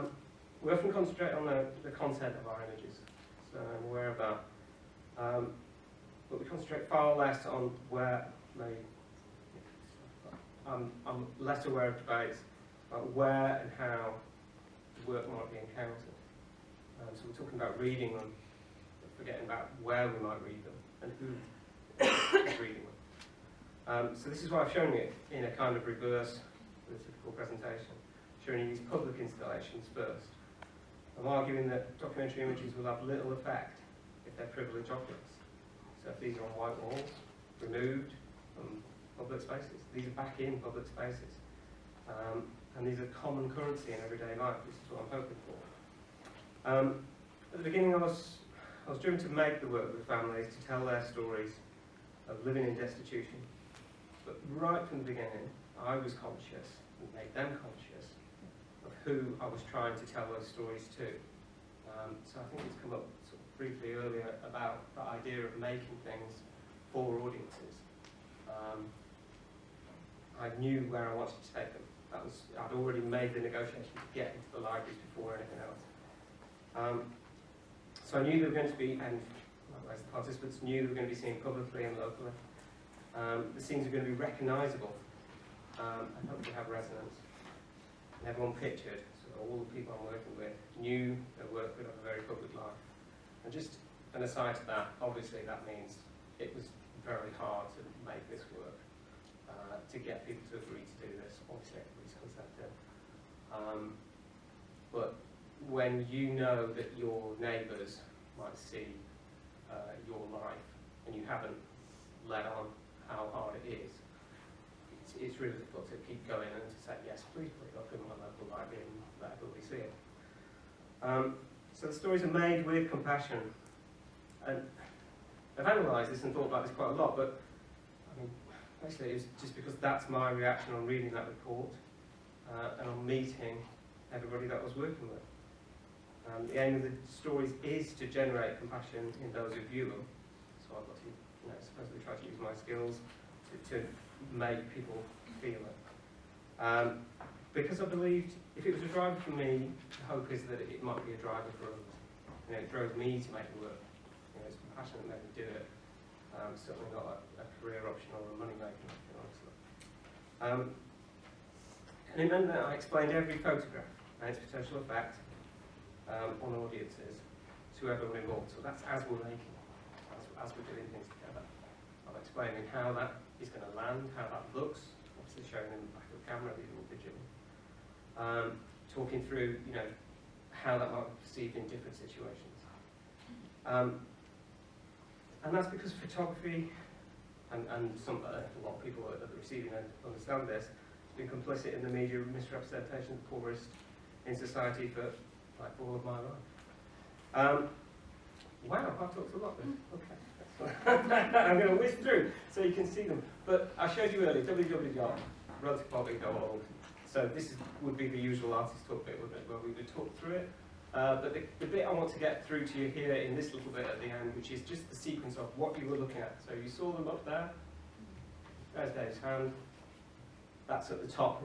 They're put together on the caption, so it has a very short caption like that, how much money he had on that specific day, and a longer piece of text which explains why that might come to pass. And that obviously had to have a lot of context to give him some history, to help you understand what kind of person he was and what else was going on. So the idea was you get a flavour of his life, what it was like to sit in his living room, sit with him and his big telly and his cat, and how he's tried to do everything that he should do. He's obeyed all the rules. If you think about Daniel Blake came out at the exact same time as this. Paul Laverty literally wrote the character who I photographed. Incredible. So they're clearly influenced by Sekula's thinking. And that's basically where I want to end this, is just to think, if we're going to make documentary, and the documentary that I want to make, I do think we should think back to his ideas, think and remember what he was saying. But it should be contextualised, it should avoid reductive portrayals, and it should above all strive to reach a wider public. Thank you.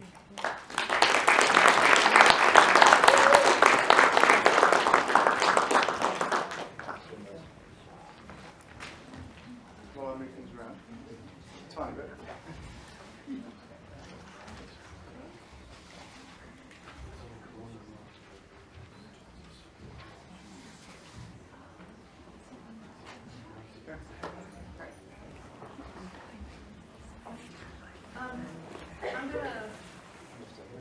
You are going to say that. going to say, I'm going to call Phil up to the podium to introduce our next speaker. But he's here, and he's already planned to do this. So, Phil, I'm going to hand it over to you. So we're going to have what hopefully will be a really interesting conversation with Jeff Weston. Is Jeff here? Great. Jeff, you'd like to come down. And we are absolutely delighted for a special surprise guest, Ali Ormerod, who is Michael Ormerod's daughter. How good is that? Yeah. So, Ali's had to work hard to get a day off work. Right. Round of applause for that. I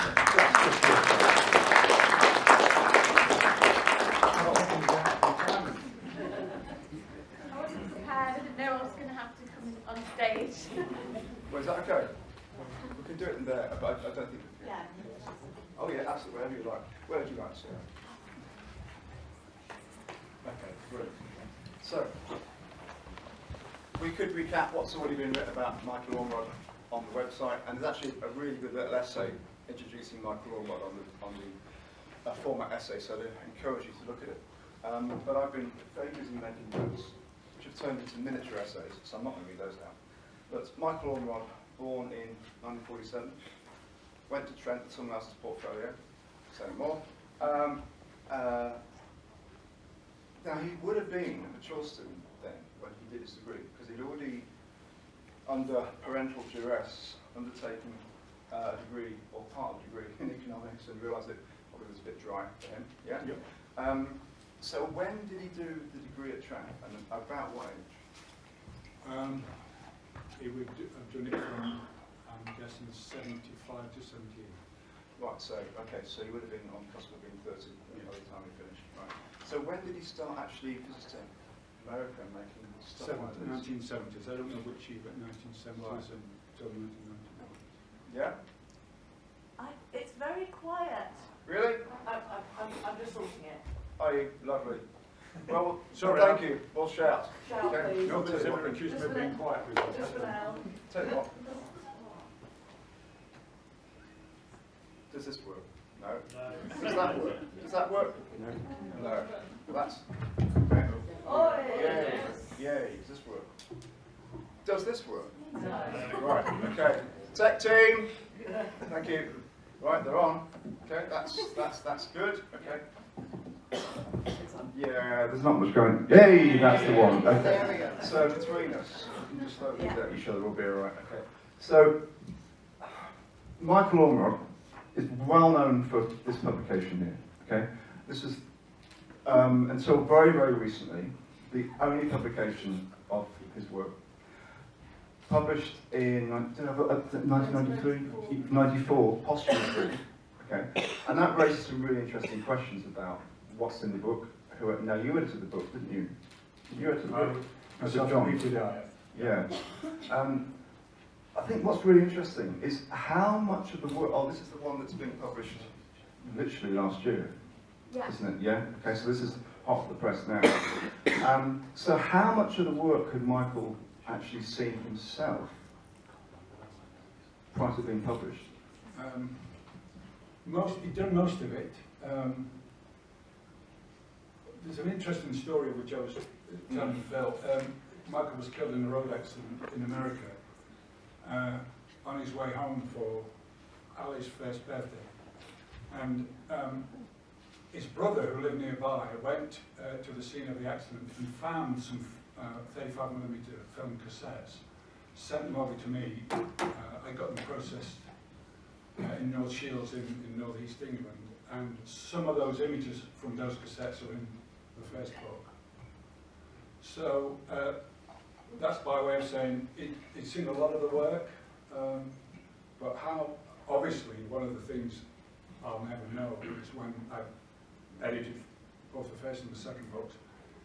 I think there are some pictures here that I'm sure Michael would have included, but there are a lot I'm not sure his choices would have agreed with mine, and there's obviously not much I can do about that. I tried to get inside his head as much as I could, knowing him and having discussions with him about photography, but there'll be images I selected that he wouldn't, and vice versa, I'm sure. Yeah. Now much has been made. Sorry, much has been made of the difference between the black and white images and the colour images. I think a lot of the black and white images, especially in the new publication, are all 35mm. Am I right in saying that? No, no. Oh, really? Oh, great. Someone There is really... some. In fact, one that we've had a look at is 6x7. What's going on? Oh, that's the wrong button. Tell you what, I'll get you in a position where you can start talking and I can disappear over there. Right. What do you think the difference is between the colour and the black and white work? Because there does seem to be a different kind of focal point, a different interest maybe in what he's looking at, how he's looking. Yeah, I guess a lot of the colour, not all of it, as I've just indicated, I think was shot on medium format, and that brings with it kind of a different way of working. Although, to my knowledge, Michael never used a tripod in any of his photography in the USA. He used this Leica for most of his black and white stuff. Towards the end, when he got a medium format camera, he was using that as well, but he used that mostly for colour. And I think, such as the differences are, they're in part the difference between using a medium format camera and a 35mm camera. This is Michael. What he would do, that wasn't Michael. What he would do, yeah, do you want to stay here? Stay here. Yeah. Actually, go to the picket fence. Yeah, sure. What he would do, he would go to America for 3 months maybe, buy a Volkswagen van, drive it round, sell it, and come home with it, all the work he took. Going back to my earlier point about pictures that Michael would have chosen, maybe would not have chosen, I'm certain he would have chosen this one. This has been used on so many book covers in so many ways. And it's because anybody who knows much about history of photography will know A, why he took it, and B, how it's different to what it refers to, Paul Strand's picture there. So I'm confident that pictures like that he would have included, but there are 2 or 3 pictures here that I'm reading in a particular way that I'm not so confident that my reading would have been the same as Michael's, or there would have been the pictures he's chosen. But you know, that's an inevitable consequence of editing somebody's work who's no longer around to help you. So I'm just trying to get this thing to work. Oh, actually, it's not working. It's had a great technical day. Okay. Could you just put it back to the picket fence, the previous one? Thanks. But the colour images, and hopefully you're all coming to the event at Mark Eaton Street tonight. The colour images, oh my goodness, are they elegant. They really are. And there's a couple there that look like Edward Hopper's. Yeah. And there's this quality of stillness of, you almost expect Harry Dean Stanton to turn the corner into the frame. Yeah? And they have this beautiful sense of anticipation. And I think it's Tim Shaw in The Guardian referred to Ormer's work as a hollowing out of the American dream. And I don't know if you have a view on that, or a particular take on that. But I think that stillness is there in the black and white work as well. And again, if we can see some of the pictures, okay, if we can go. If you just pop the market. Sorry. By the way, just pause. This one's a medium format. Oh, okay. Black and white image. Yeah, if we can. That I think is 35mm. One of the things that I think Michael was very good at was he seemed to have a knack of getting the right distance on whatever he photographed. There's something about what he includes and what he excludes. And he was often a photographer that would stand back and when he was photographing things. And this is a good example. I think there's lots of reasons why this is becoming popular. I think it refers to the Hollywood sign and they stick it from the back, etc., etc. But he always seemed to be very good at framing the appropriate amount to make his point with the image. It's an obvious thing that a photographer would do, but I think he was just very good at it. Another thing that, in terms of the American dream, I think is really quite interesting is Dillion's book, the White Album, her essay rather, she says that the death of the American dream occurred with the murder of Sharon Tate in 1969. But that death occurred for white middle-class affluent neighbourhoods. Yeah? It seems to have kind of crawled along for almost all of the facets of society who aren't so well off. And I just kind of thinking that Michael Ormond was actually tapping in to those edges of society. Yeah? And because he would avoid main cities, they would avoid kind of the big roads and that kind of stuff. So they go to small towns. Yeah? And I'm just thinking how you feel about his engagement with that idea of, I don't know, not necessarily manifest destiny, but that idea of a dream that seems to have kind of not really done a whole lot of people any favours. Yeah, one of the reasons I've included a couple of Robert Frank pictures in this presentation here is Jeff Dyer, in the essay in the latest book, talks about Michael's relationship to American photographers, people like Walker Evans and Friedlander, Winogrand, who photographed America.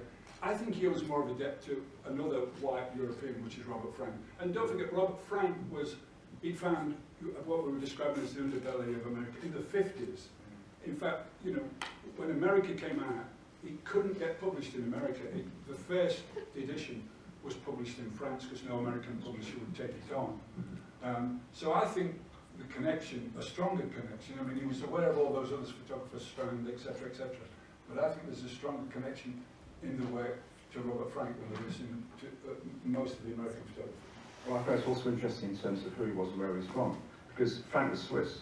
Yeah. So Frank often got run out of town by sheriffs who didn't like this guy with a quasi, you know, European accent who sounded a bit German. Now, hopefully, I don't think Michael Ormond suffered the same fate because he spoke English, but he would have spoken English with a kind of, well, Geordie accent, yeah? No. No? No, he wasn't a Geordie. Where's he from? He was born in Manchester. Oh, okay. Oh, okay. Right, okay. But he would have been an outsider looking with a European gaze at this massive country, trying to make sense of it. And there does seem to be a kind of an ambivalence about his attitude towards the place he was photographing. Oh, absolutely. Yeah, and that's mentioned by me in the preface to the book. He was definitely not deceived by America, and he had, you know, a best of love-hate relationship with it. One of the things I was going to say a little bit about is working on the two books. They were really quite different. On the first one, we got full funding for it. So we were able to make, so some from the Arts Council and some from Michael's father, we were able to make final choices of images, we were able to do the selection, we were able to choose the title. All that was done by Peter Dyer and myself. On the second book was funded by a publisher, and because they were putting the money, then there's only so much we were able to say, if you like. We were, can't use the word conflicted in terms of our relationship with the publisher. This is the image I would have chosen for the front of the book. The title I wanted to use was Dream On, the American photographs of Michael Ormond, because if you kind of cover up the bottom part, although in some ways it's an energetic picture, if you look at the guy, it looks as though he could almost be asleep. And I thought that would have been an interesting introduction, but there comes a point where if somebody else had funded in a publication, you can't take it, you can't. I said what I'd like, they had other ideas, they were funding it, so that's the way it went. Yeah. Ellie, can you tell us something about the Kickstarter campaign as well, and really trying to refresh people's memory? Yeah, I think it was about 10 years ago, me and Jeff were at a party, I think it was 20 years anniversary celebrating my dad's passing. I think I might have even been on your shoulders. Please. And we decided we should go back and look at some of the unseen photographs, some of the negative sheets, and decided potentially to do a second publication. And through that, we did a Kickstarter last year and raised, it was just over £6,000, and that led to an exhibition that we put on in London. And so this has just been about promoting his work and I think just showing these photographs that are just phenomenal, taken 30, 35 years ago, and just trying to get it seen by a wider audience. Okay, thank you. You speak to photographers who are of the documentary persuasion, who are interested in making what might be called quiet images, the kind of undemonstrative image. So many have a high regard for Michael Ormeau. Yeah? Yeah. And I just, why do you think that is? I just think he was an excellent photographer. Yeah. But what is it about? There's lots of excellent photographers out there, but these images seem to resonate even now. They seem to kind of, I mean, America's a very important part of our scene in terms of news, new administration, scaring the wits out of us all. But these images just seem somehow so relevant. They seem to still be somehow current. Yeah, I mean, Phil and I had a brief discussion earlier on, and Phil was saying these, obviously, the way we look at these images now have changed since last year, and have changed since January, and have changed since over the last few weeks. Yes. Because they seem prophetic in some ways. I think so anyway. I mean, I've looked at these pictures, you know, I've looked through it, I think every American negative that Michael's ever made, so I feel I've got a good sense of what they're about. It's sometimes hard to pin down verbally what I feel the image is about, and that's one of the strengths, I think, for me. I don't want to dump that idea of I can't describe them, but I can't fully describe them. But I mean, the reason I've chosen this image, I think, relates to Frank's picture of the barber's chair, which people have seen the electric chair image. There seems to be something about that image that relates to that one. Michael was very aware of other photographers working in America, and again, I don't know if this is what he was seeing, but this is what I see, and I wondered if he would see it, but I don't know, of course. But there's so many images. I mean, Zelda Chiefel picked up on this in the conversation at the Brighton Gallery, that he seems to be making comment on the work of other established image makers of America. And I can't help, but I also think, I can't help thinking there's a literary connection to the way he's thinking about the photographs as well. So I can't remember the author's name for the life of me, but the road trip they are on seemed to follow William Lee Steepman, Blue Highways, yeah. Right, okay. Was it just the route that informed them, or was it the narrative and the way of writing that might have actually coloured or informed the image making? I read that book a long time ago. I think, if I remember rightly, William Lee Steepman just talks about getting off the main drag, as it were, getting onto the back roads of America. And I think it was that, more than any kind of literary connection, that convinced Michael that these were the places he'd find the sort of pictures that he wanted to make. Okay. Ali, is there anything you want to add in terms of how else you want to widen the knowledge about Michael's work? I guess just engaging with the work and the conversations that people are having about it, and talking about the images, and I love just hearing what other people see in the photographs. I'm not a photographer myself, but I'm interested in the journey that he went on, and the people, and maybe what happened before or after the photograph was taken, and how he came to take that photograph.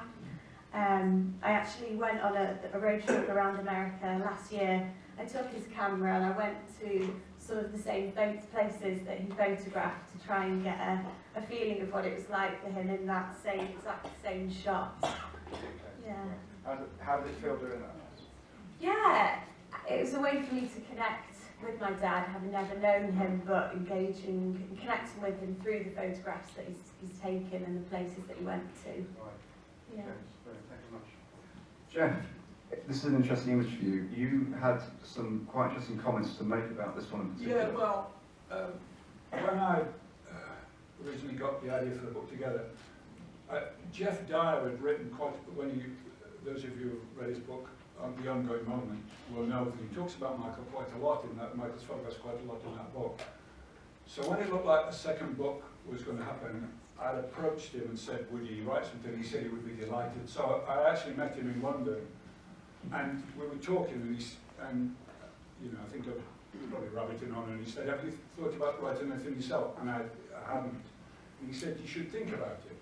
And I thought, well, I can't write an essay, but maybe I could write about one photograph. And this was the one I would have, in the end, I didn't think enough about it. If I'd have written about it, I would have thought more about it. But there's something in this that seems powerful, the way that the landscape's being flattened. There's something about flatness that is a metaphor, it seems to me to be, about the settling, of a certain type of settling, and a certain type of colonialisation of America. That's, I mean, that's a lot to read into one photograph, but that was my kind of response to this. There's something about the skill and the craft. The guy looks like he's certainly not, I don't know if it shows, but he's not of white European origin, so that was kind of interesting as well. And so this would have been the photograph I'd have attempted to write about if that had gone ahead. In the end, that never happened because all our photo books were just happy with Jeff Dyer. And, you know, I think for a moment I could write anything like as well as Jeff Dyer, so I was happy to let him handle all the spoils, as it were. But you're saying that, knowing the body of work probably better than anyone. Yeah. So surely that interpretation would have been informed by wider knowledge. Yeah, That's stuff that no one else has seen. Yeah. How many images are in the new book? 90. No, it's 90. Yeah? But how many, I mean, you must have left quite thousands of films. Yeah. Alan Thoburn, who we were hoping would be here today, who helped me make the original edit on the book, we must have looked at, I would think, 1,500 plus negatives. Right. Okay. Would you like to exhibit some of those more widely? Because the exhibition we've got at Markeaton Street is a lovely exhibition, but there's maybe 20 photographs there. Just kind of thinking that it would be really good to see a wider range of work on the wall. Yeah, I mean, part of the problem, I think, is you say that this work seems to still generate a lot of interest, and I hope that's true, but I'm not sure if that's true within the gallery space. I think if you took this work to other galleries, for perhaps understandable reasons, I'm not criticising them for this, they would see this as kind of dated and not the sort of thing they want to show. And I think I can understand that, genuinely, I can. Yeah, I can skip through a few more. Can you just a few more? Can you skip through a few more for us, Jane? I think that's the end. Oh, right, just go back. Go back. Yeah, okay. I really would be interested to see what you think of the work at Markeaton Street, because there's one very, very big colour image there, I think referred to as the gold car. And there's a couple of other colour images there as well, and they do have this wonderful grandeur about them. Was he also informed by film in any way, or other kind of media? Yeah. And he read it, he was a big fan of Hopper, interestingly you should say that, he was a big fan of Hopper. Even the palettes. He read politics. I read a lot of political books about America as well as novels, etc. In fact, I would say he read more books about politics on America than he did about novels about America. Right. Because as I say, we've spoken about this idea about ambivalence, and David Bain in his keynote talked about the image that was not at one with itself. And I do think of these as like this, and the body of work like this, that he's photographing. He had a love of the American landscape, but certainly not a particular love of the society and the state of the culture. And I'm just thinking how you can say something about that. What was his attitude towards the culture in America as opposed to the wider environment? Did you ever speak to him about that? Yeah. I mean, he thought America was and American dominance of the world was a bad influence. There's no question that he thought that. But it was interesting, you know, the idea of joy was mentioned earlier on. That there was, I don't think I've ever met anybody who brought more joy to people's lives than Michael. He was, you know, one of the pleasures for me of working on this book is, or books rather, is hopefully they will bring joy to other people. The work that you've done with the exhibition and so on, and hopefully both the books. But that's a pleasure for me because Michael, I think, was such a wonderful human being. And this is why I think I've spent so much of my time working to bring this work to a wider audience, because I have a love of the work, but I have a love of him as well. well, and he was just a wonderful human being. And so I was thinking when Joy was mentioned, yeah, if I knew one person in my life who brought people joy, it would have been Michael. Yeah, go for it. Yeah, and on that, since doing this project over the last few years, I've had so many people contact me with hilarious stories, anecdotes, letting me know about my dad. In fact, today I've just met a guy tonight who works with my dad in the studio and has already told me 2 or 3 hilarious stories about him. At the exhibition last year in London, I met two men who hadn't seen each other for 50 years, and it was a reunion for them who studied with my dad. So yeah, it's been lovely to hear these stories about him. Okay, that's brilliant. I hear that. Oh, hang on, I've got both microphones. Sorry, please swap. From all accounts, he had about 6 best friends. Yeah. Right. Sorry, Jeff, but you are one of many best friends. No, never. So, I think. Is there anything else you'd like to say about the work and/or Michael Ormond? I don't know if anybody's got any questions about Michael or the work. We have 5 minutes left. Yeah. We've got less than 5 minutes, but we'll come together. We can come to that in a plenary anyway. Yeah. Okay. Yeah. I'll say one thing. Can we just go back? Sorry. No, I think it's the image before this. Or maybe, no, this one and the image after. I'll talk about this one and then I think it's, no, sorry, it's maybe going the other way. Yeah, so let's go back to the previous one, the church. Now, again, when you're working on books, if I'd have been sequencing the book, I would have put that picture with a picture with the sheep and the car. I think Michael had a wonderful sense of humour. The way I read this is as an ironic tongue-in-cheek comment. Sorry, an ironic tongue-in-cheek comment about America's. I mean, America's a much more, and certainly was, well, still is a religious country. This one, I like the fact that they've gone into this church, but the light is on the cars, and then of course the sheep and the notion of the cars flocking and the sheep flocking. So I would have tried to pick up some of those things in the sequencing. Had I done it, but I'm not in any way being critical of RRB photo books. Everybody who puts a book together would have done it differently. But as Phil's just said, I'd probably know the work better than anybody, and so I would try and bring out some of the connections I think he was trying to make. I think we'll leave it there. I think it'd be really interesting to see if anyone's got any comments, questions to pick up on the plenary. Will you both be at the opening tonight, the launch at Marketing Street? Great, because we can extend the conversations there as well, which would be lovely. Thank you both very much. It's been an absolute pleasure, and we're really honoured to have you both here. Thank you. Thank you very much.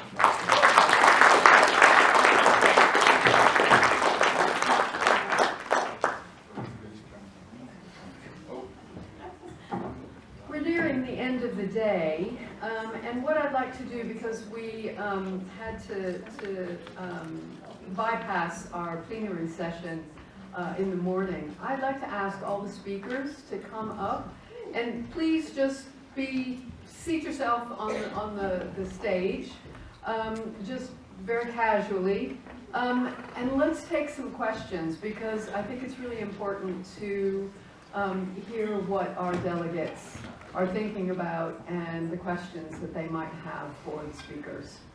I'm going to please grab the mic. Yes. Yeah? One mic down. Okay.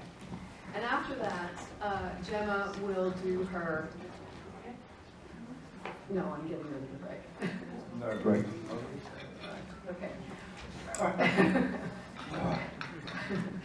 Okay. While we're asking questions, if you'd like to have refreshments, there are refreshments being served on the ground floor in 10 minutes on the ground floor. So feel free to just sort of come and go if you need to go to the loo or anything like that. But I think it's really important that we have this question and answer session. So we'll do that for 10 minutes. have a seat. Megan, I think this is Megan. There you go. Okay. I'm going to leave one mic here. You pass around. There you go. Right. Any questions from the floor? Hands up, please. Yeah. Oh, right. Yeah. Thank you very much.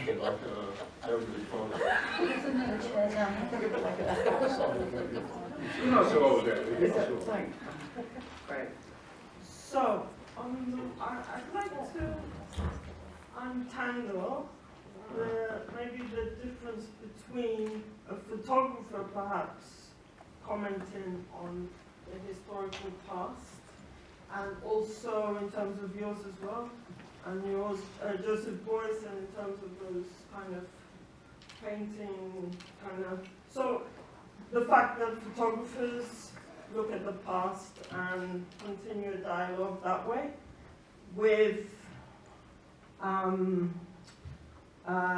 this feeling that galleries wouldn't be interested in the work suggests that there's an absence of photo-historical scholarship or interest in that, enough to spur revival and renewed interest in someone that's considered passé in terms of their work. Does that make sense? Anybody I'm here? really responding to your comment that, as far as you're concerned, you think that the work will be wrongly, dare I say, seen as passé, and how could a renewed interest via, say, scholarship, and also highlighting the fact that there's this view that galleries won't be interested in works that they haven't even seen. Well, that, yeah. I don't think you're suggesting the work was passé, but I mean, obviously there's limited gallery space, and they will show work that has a historical significance, of course, but they want to as well obviously deal with new ideas, new work. And we live in a world that's so, you know, I'm making an obvious point, it's so changing so rapidly that any work that's trying to respond to that is work that probably does need to be seen. And maybe, if I'm honest, it might be the need to see that is more urgent than the need to see Michael's work within a gallery space. There are books available, and maybe, as has been said, there are other spaces where Michael's work could be shown. It doesn't necessarily have to be a gallery, and the books are there for people who want to look at it. But, so I'm not saying that it shouldn't be shown, but I understand there's a contest for those sort of spaces, and that Michael might not make the final cut, and I understand that. That's all I was trying to say.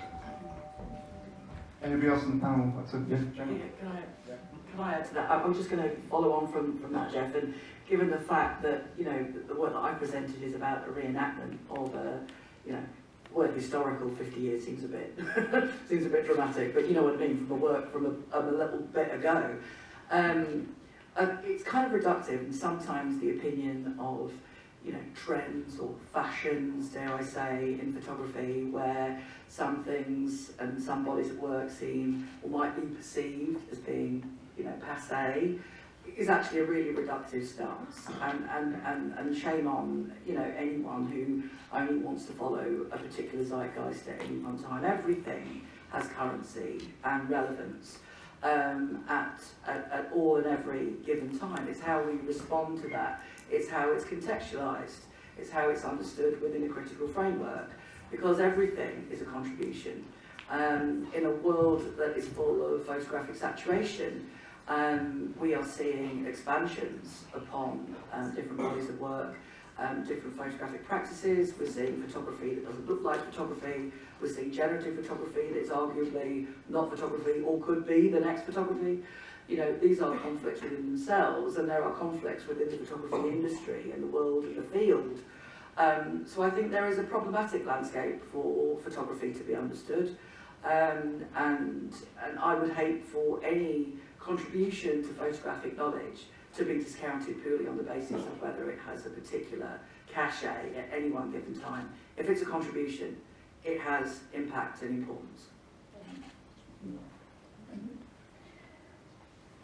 Maybe it would be a bit controversial here, but when we're thinking about the contributions to photography and how many voices have been excluded from that, it's not to say that Michael's work isn't relevant or important now, but historically, how many voices haven't we heard from that are now getting the chance to be seen? I mean, even if we look at this panel today, it's incredibly white, and that's just to highlight our galleries have reflected that in the past, however many, decades, and so now that we have more diversity coming to the fore, unfortunately that means some of the voices don't get seen.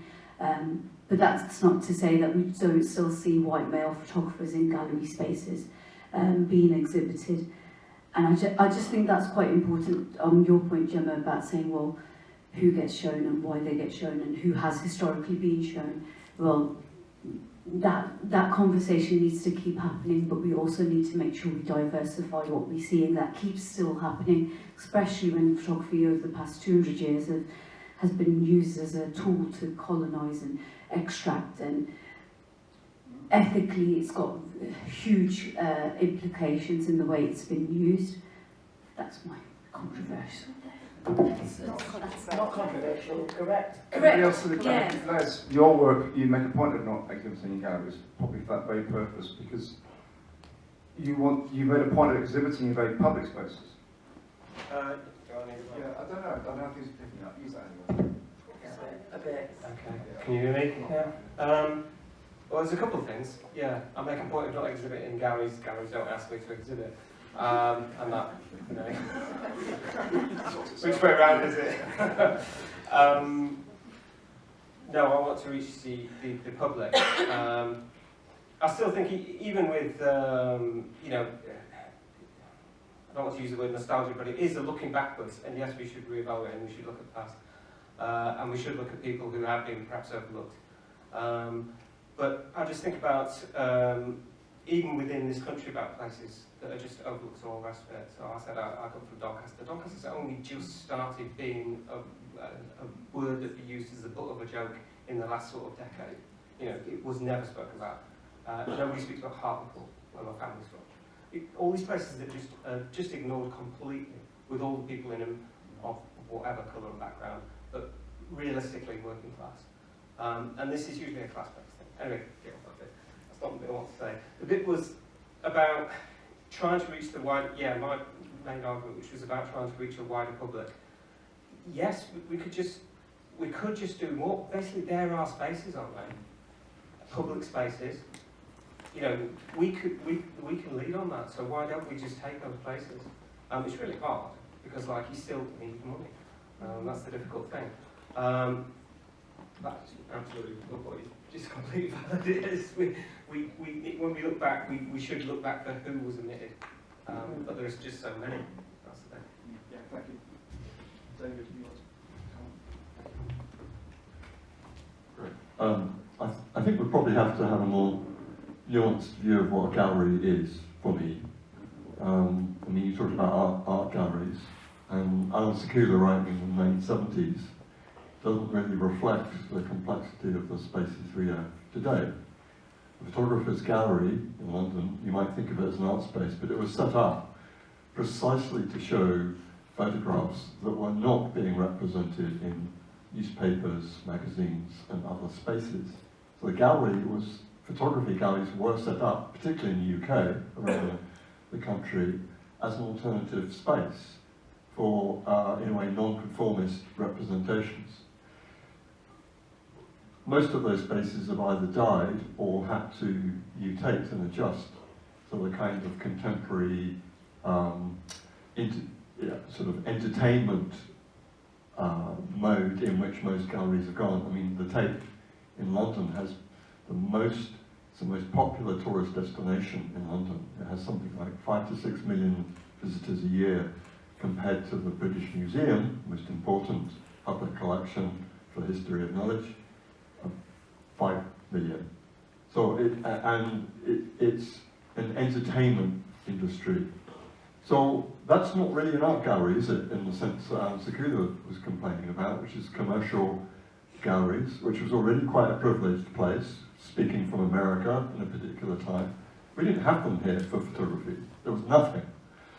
So I think, you know, we have to, I think, defend public spaces that exhibit photographs in the, you know, laudable way that you are doing, using public libraries, the ones that remain, because a lot of those don't exist anymore in the UK.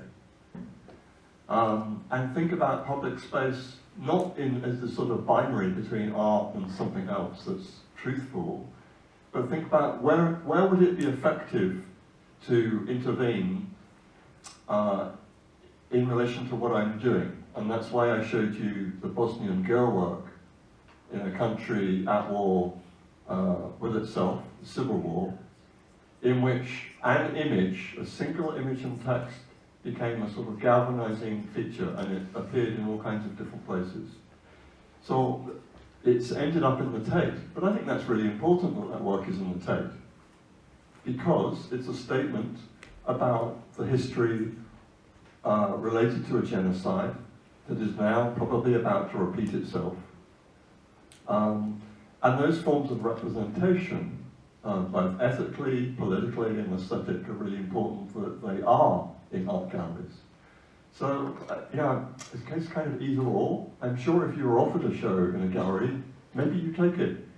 And that's a dilemma that a lot of artists have to face, is about, you know, I have to weigh up conflict here between what I would like, ideally, and the world that I live in. And I may feel conflicted about showing this space, and I have to make an ethical, political judgment at that point. And, you know, that's the kind of issue I was trying to highlight, basically, today. That I don't think there are simple answers to any of these questions when we're trying to form counter-narratives or a new consensus or address conflicts that already exist. There's no simple answer for those questions. And to say we shouldn't show in galleries seems to me just like just cutting off your nose to spite your face. Thank you. Any other questions, ladies and gentlemen? Anything that, who would like one? Put the hand up and I'll just run around. Lovely, thank you. Bear with me.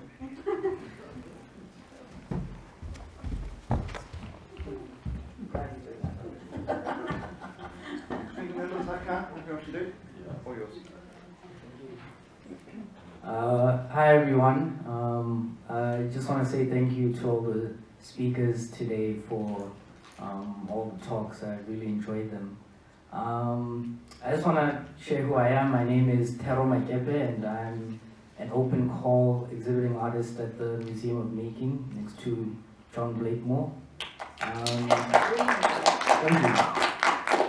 Thank you. And yeah, I have more of a comment or insight for David Bate. I really enjoyed your keynote. And when you brought up Lebogang Kanye, South African photographer, that resonated with me a lot. I first found her work in 2018 at the Cape Town Art Fair, and she was exhibiting with an international gallery at the time, and that was very transformative for me. I was doing my undergrad at the University of Cape Town in South Africa. I'm actually from Botswana, but I did my undergrad at Cape Town. And when I saw her work, it was incredibly transformative for me because it was exactly what you were describing, non-traditional photography, her making these large installations and sets for herself and then photographing those. And that, you know, was important for me because it showed me that you don't have to just be a documentary photographer. Not that there's anything wrong with documentary photography, but when you speak about consensus, as you did in your talk, for me, in South African photography, there is a consensus around documentary photography as what you expect from a photographer from South Africa. And I would say in generally, you know, more broadly an African photographer, to be honest. You know, so when you look at the tradition of South African photography, you have David Goldblatt and Afropix, Sanchi Mafokeng, Ernest Cole, so photographers who are documenting apartheid South Africa, and then post-1994, you know, there's a tradition of documentary photographers, post-documentary photographers like Zanella Moholi, who you also mentioned, and you know, Peter Hugo, Joe Radcliffe, so on and so forth. And up to now, you know, at the Photographers Gallery right now, there's Lindo Kutle Subekwa, who's the same age as me, born in 1996, and he's nominated for the Deutsche Boss Foundation Award. And yeah, I mean, I'm sharing this just to say, you know, as people have been speaking about just now, the conversations about galleries and museums and institutions. An interesting thing about Lebogang Kgani for me is that we rarely see her work exhibited in South Africa, despite how successful she is. And again, there's this thing that, you know, you expect someone from South Africa to be documenting what contemporary life in this very complicated, conflicted African country is right now, whereas with her, her work is very personal about her family and where she comes from and the people who have, you know, her ancestors and so on and so forth. Very little do you see her taking a traditional photograph, but a lot of it is non-traditional and intervention, photo montages and collages and so on and so forth. And it's a lot more celebrated in the West than it is in South Africa. And as a young photographer, you know, it's something that I'm, you know, conflicted about and constantly, you know, interrogating. So I just wanted to share that insight about Lebo and other photographers. Yeah. Well said, thank you. Any other questions, ladies and gentlemen? Can I just say something? Yeah, we can take one last comment, question. Okay. Yeah.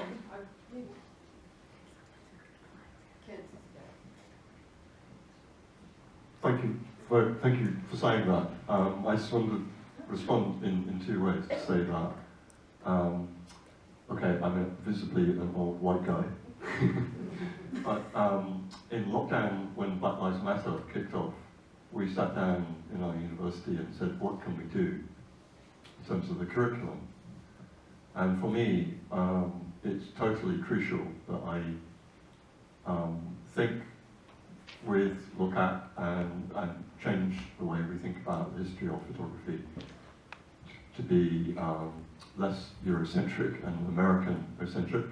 That's not to diss any of that work, but to kind of rethink the framework of examples of working, precisely because of the things that you said. That these can be sort of inspirational for all kinds of people in different ways and in different places, to see that other ways of doing things are possible.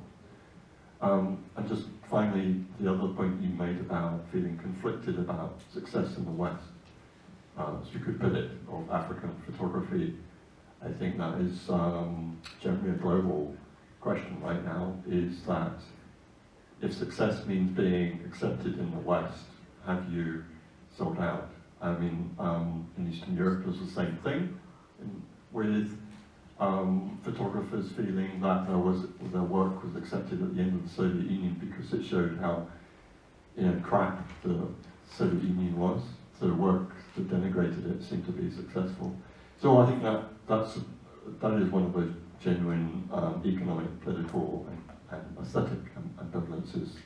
But I think the photographers' gallery has done a great job in promoting them, so I support them wholeheartedly for that. Thanks. Any other comments from the floor? Anybody?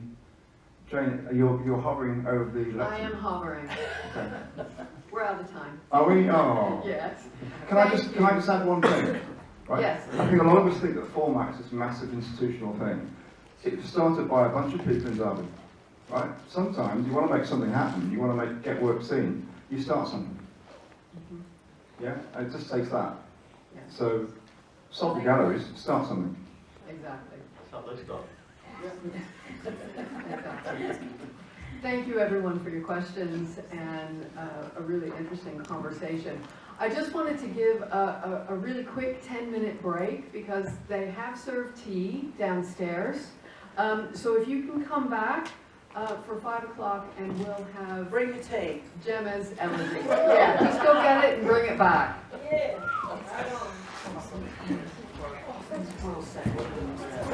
Pro-independency and pro-independence and all those kind of We're going to do our last segment here. So please take your I didn't actually. So, to close out the proceedings today, Gemma Marmalade will give an elegy to the beloved British photographer John Blakemore, who passed away in January of this year. John Blakemore exhibited his work widely, garnering an international reputation. In 1992, he won the coveted Fox Talbot Award for Photography and was made an honorary fellow of the Royal Photographic Society in 1998. Here to speak of the man who was her teacher, please welcome back to the podium, Gemma Marmalade.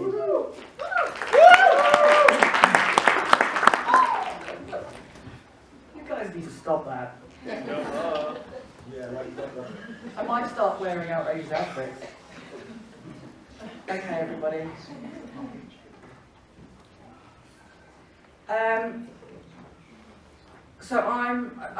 We're at that time of the day where we're all sort of, decompressing somewhat. And this has been a really stimulating conversation all day. And I'd just like to take this moment to thank everybody for their participation and for being here. And like Jane said at the outset of today, that the conference would close on an elegy to John Blakemore. Now this is kind of an interesting position for me because I think I'm probably the most unsuspecting person to eulogise or give even an elegy to. So I think the elegy bit of this, the slightly poetic bit, is just going to be me speaking from the heart and from my experience. And hopefully some of that might be poetic, because certainly John was someone who was poetic in his nature. There are far more people who are far more likely to speak to John's work and legacy, and who will do so very eloquently and really well. And they might tell you things that he was born in 1936 in Coventry. They might say how he developed his practice in the RAF in the 1950s, and how he moved into becoming one of the greatest British photographers of darkroom practice. And there are lots of people who could talk about John like that, and the importance of his work, and all of those things are true and will remain true. But I'd just like to talk to you about him as my teacher. Fortunately, when I became a student, John decided to pack up his retirement that he couldn't cope with from having finished in 2001. And because he's a natural born teacher, which is why I want to speak to him in the terms of being a teacher, is that luckily for me, he came back to the University of Derby, and he carried on and became part of the team, which was all male, all white photographic teaching body. And in fact, even in 2002, photographic students represented almost entirely an all white, all male student body, with a few exceptions. Normally a couple of lesbians, being one of them. The art bit with the technical. But there's a joke there, by the way, in case anyone didn't get that. That began to change, and I've perhaps been part of that change. But one of the reasons I'm an unlikely speaker to John's memory is because I don't really represent what a lot of people would feel would represent something of John's work and of the demographics that sort of John represented from that traditional, dare I say, old guard of photography. And notwithstanding the fact that my practice and my photographic interests are diametrically opposed to John's work, or so it might seem. And that's the bit I really want to talk about. As a student, I'm going to show you a picture. This is me on graduation. I'm third from the left, and you can see John just there on the right-hand side. Now, it's interesting because the students who are actually all graduating with me were all doing really playful stuff. Again, things that might look diametrically opposed to John's interests photographically, and certainly the tradition, quote, that he might represent. And lots of students would often respond to the interests of our lecturers, you know, somewhat sycophantically. You know, all of these students were engaging heavily in darkroom analogue processes to emulate, and as a gesture of respect, and possibly even thinking that they might get better grades, if they are working in the same mediums of their tutors. And for me, I was even then working diametrically opposite to all of those things. I came up against some resistance as a female queer student in that kind of environment to some extent.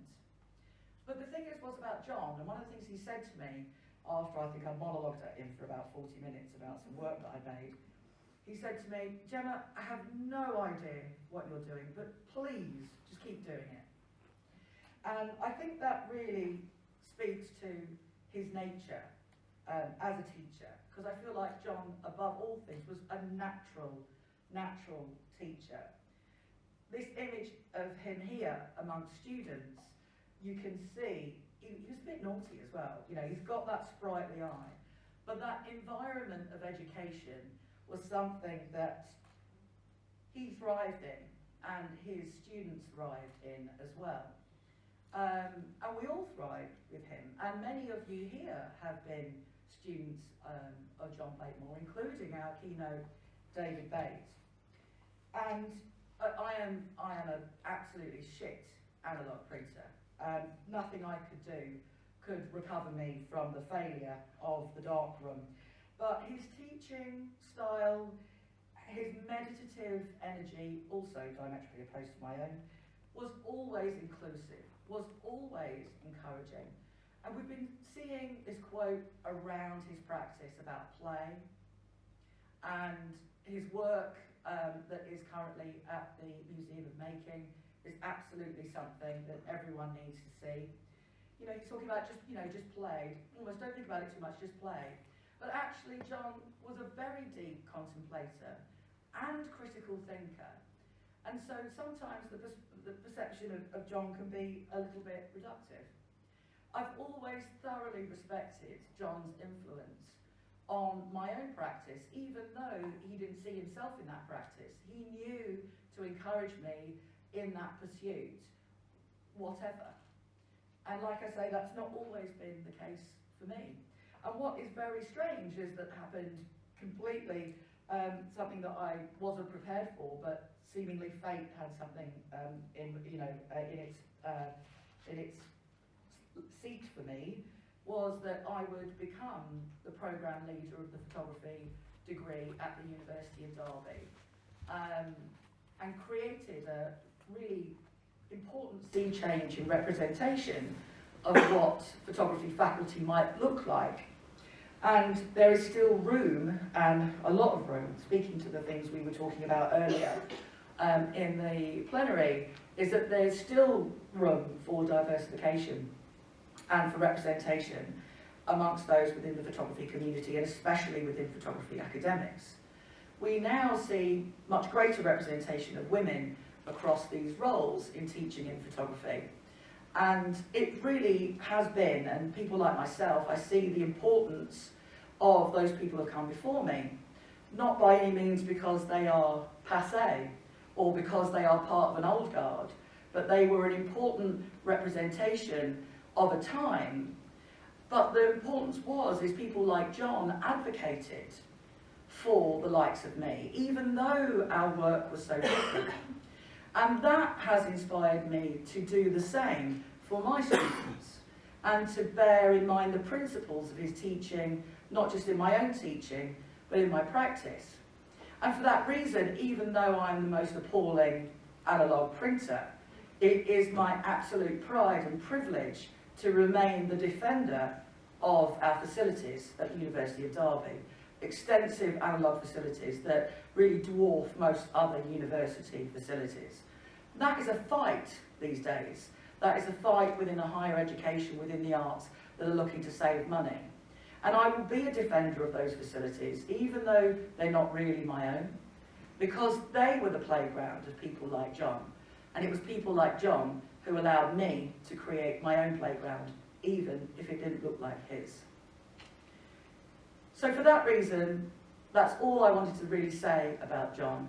And I wanted to create an opportunity for anyone's thoughts or contributions or experiences or knowledge of John, or having been taught by John, or what they know of John, to speak to anything they like. Because John was about other people and the experiences of other people.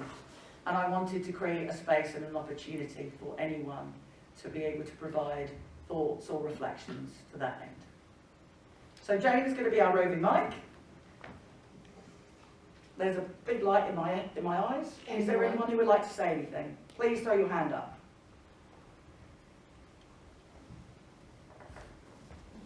Thank you, Jeff.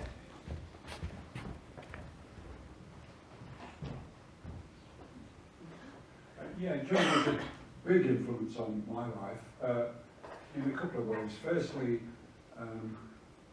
I didn't go to college, was a college then, until I was 26 as a quote-unquote mature student.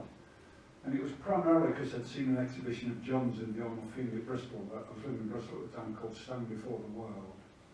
I'd never seen photographs like it. I hadn't realised that's what photography could do, and it prompted me to go into our education.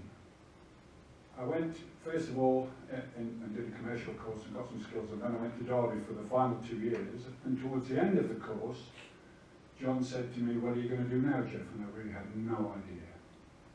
And John said, "Have you thought about teaching?" And I really hadn't. I was not somebody who did well at school at all. And the last thing on my mind was that I could be a teacher. John said, "You should try it, Jeff."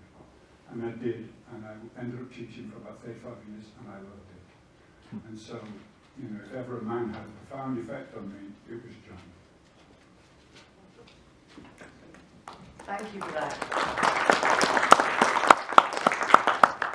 Hello, I hope you can hear me. I met John in, I wouldn't even say early career, but when I was a student, I ended up having had the worst cleaning jobs and things, working in a photography bookshop in Edinburgh called Beyond Words. And we set up a link with stills that we could have all these book launches and events. And John was one of the nicest, most supportive people. He would ask to see my work. I was really shy and anxious, but someone like him giving the sort of attention. And I remember once there was a Royal Photographic Society conference in Dunfermline. My boss said, "Would you go and do a book stall at this?" I spent most of the day with John smoking roll-ups outside. I'm glad someone mentioned the rollies. And yeah, he was very, very encouraging in my early career when I didn't have a lot of confidence. And you know, I was so looking forward to seeing him when Peter said that he was part of the programme as well. But yeah, and he also let me curate a show of his work when I was still a student in the bookshop, which was so generous of him.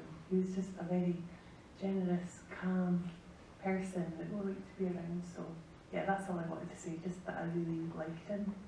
He was a nice guy and a very talented printer. Thank you. You want to say something? Okay. Hello, well, my name is Peter Bonner. I used to be the format director a few months ago. So when I was coming to the end of my time as the director, and we were working towards the festival, and we were working in the Museum of Making, they proposed that they included an exhibition of John's work in the festival. And I'd already put together this theme of conflicted, which is not about wars or fighting, it's about conflicting of ideas or a conflicting of emotions, conflicting of many different things, and we've spoken about it so well today in the conference. But I've been fairly well aware of John's work for a while now. You know what, I don't think I've ever met him, but I'm autistic, so I don't remember anything really. So, but when I saw the work and thought about it, we have a theme of conflicted in a world that is a conflicted place, but you have this work that transcends all that. That is incredibly beautiful. The texture, the sense and form, and the connection with nature, and the stories that I hear about John, about this supportive, kind soul. To me, it felt the perfect thing to put in the festival to counterbalance the other things that might be more conflicted. I think John's sort of work and view of the world and is just quite astonishingly beautiful and contemplative, and just takes you to another place and speaks so beautifully well of photography as well. Of course, that was one of the main key points too, a master printmaker, master photographer as part of the festival, and also someone who is very linked to this city, the city of Derby, and what that means as well, because this is of course where the festival is rooted. So for me, if anyone did think, where does John fit in the theme of conflict, for me, he's the sort of light to the dark, really, the beauty to the horrors, and there's I'm proud that he's part of the festival. Thank you. Thank you. Do we have any comments from anyone else who would like to contribute?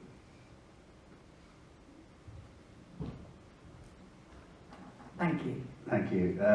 So I'm just going to go off message for a second, because there's somebody else obviously who is very much associated with format, and also I don't think we've had a chance in the cycle to say something about him. So I just wanted to have a little moment of memory for Brian Griffin, and from us who had such lovely experiences with him over time, and what he's done to format. I think it's been over a year now, just over a year since his death, but I just wanted to bring his name into the equation as well, as to somebody else we've lost in this period of time between last format and this format. No, thank you for that. That's really important. Yeah, I was going to say, Peter, could you speak to that, please? Yeah, thank you for that. Thanks for. I knew Brian really well, and he used to call me Young Pete. I'm sure most people who've met Brian, no matter what age you were, call you young. Don't know Brian Clough, actually. But he'd always phone me up and we'd have a great conversation. He'd go, "I love you, Pete," at the end, and I loved him. He's brilliant. Well, can I also? I mean, Brian's support and lifeblood and working for such a long time with Louise Feds of Chemicals, in supporting and developing and advocating for format was exceptional. We'll always miss him. I wrote a very brief introduction. Jodie and the team very kindly let me still have a little bit of an intro into the catalogue, just eulogising John and Brian. But of course, last year we lost Paul there as well, sadly. And Paul was a great friend of the festival, a reviewer, an exhibitor too. So the real link with Derby is John, and being a professor and nurturing so many students coming through, but Paul's influence and Brian's influence were very much part of format the festival in City Derby too. So thank you for that. Appreciate it. Thank you. Just finally, as we are drawing things to a close, I'd like to speak to that as well. It's very much been in the attention of everyone within the format team and everyone operational with the format team at University of Derby to acknowledge everyone. Obviously, we dedicated the conference to Paul Lowe at the top of the day, and we have provided this session to discuss John Blakemore, and I know that the format team specifically have looked into the presentation of Brian's contribution throughout other parts of the festival, and in the interim year last year as well. And I just wanted to share something about Brian.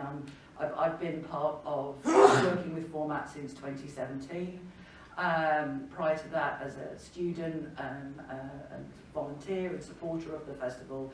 And Brian has always been such a wonderful contributor, supporter of format, of course, his primary patron for so long, and had that wonderful energy that Peter talked about. And I'm just slightly disappointed he was as flirty with you, Peter, as he was with me.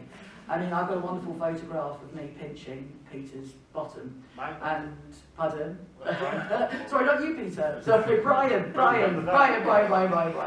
It's only a glass of wine now.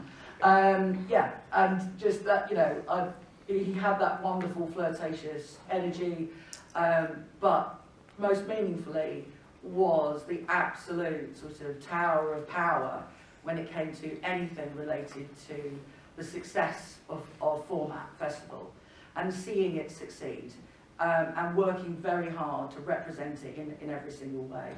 And so that's why it's been wonderful for that to be brought up within the conference as well as all those other iterations that are happening across the festival and during last year as well. So on that note, the success of Format is important to all of us, that these conversations about photography can and will continue. So thank you so much for supporting this conference and this event. To that end, there is opportunities for your feedback. That feedback is not just a kind of a waste of time with a questionnaire or survey. That is really important data that helps us deliver what you want and what you need and what photography needs. So please make every effort to contribute any kind of feedback if you are asked. We are going to be leaving this conference cinema in just a few moments. Please make your way quickly out to the entrance of Quad, where just to the right of you as you exit the building will be a bus. That bus will be hopefully sat there any moment now. It will wait until we've got as many people on the bus as possible, and we will be going to Markeaton Street Gallery. There will be further hospitality, a food truck, and lots of celebrations and more conversations to be had. There are a number of photographers who have presented in this conference, including Lesia, Michael's work, Linda, Natalia, and you can watch that mad film of mine again, and Philip Harris's work as well, plus a load of other stuff. Please do make every effort to be there, and please bring people with you. If you miss the bus by any chance, it's going to loop round and come back and pick up another round or batch of people. Thank you everyone, and we look forward to seeing you at the gallery very shortly. Thank you. Thank you.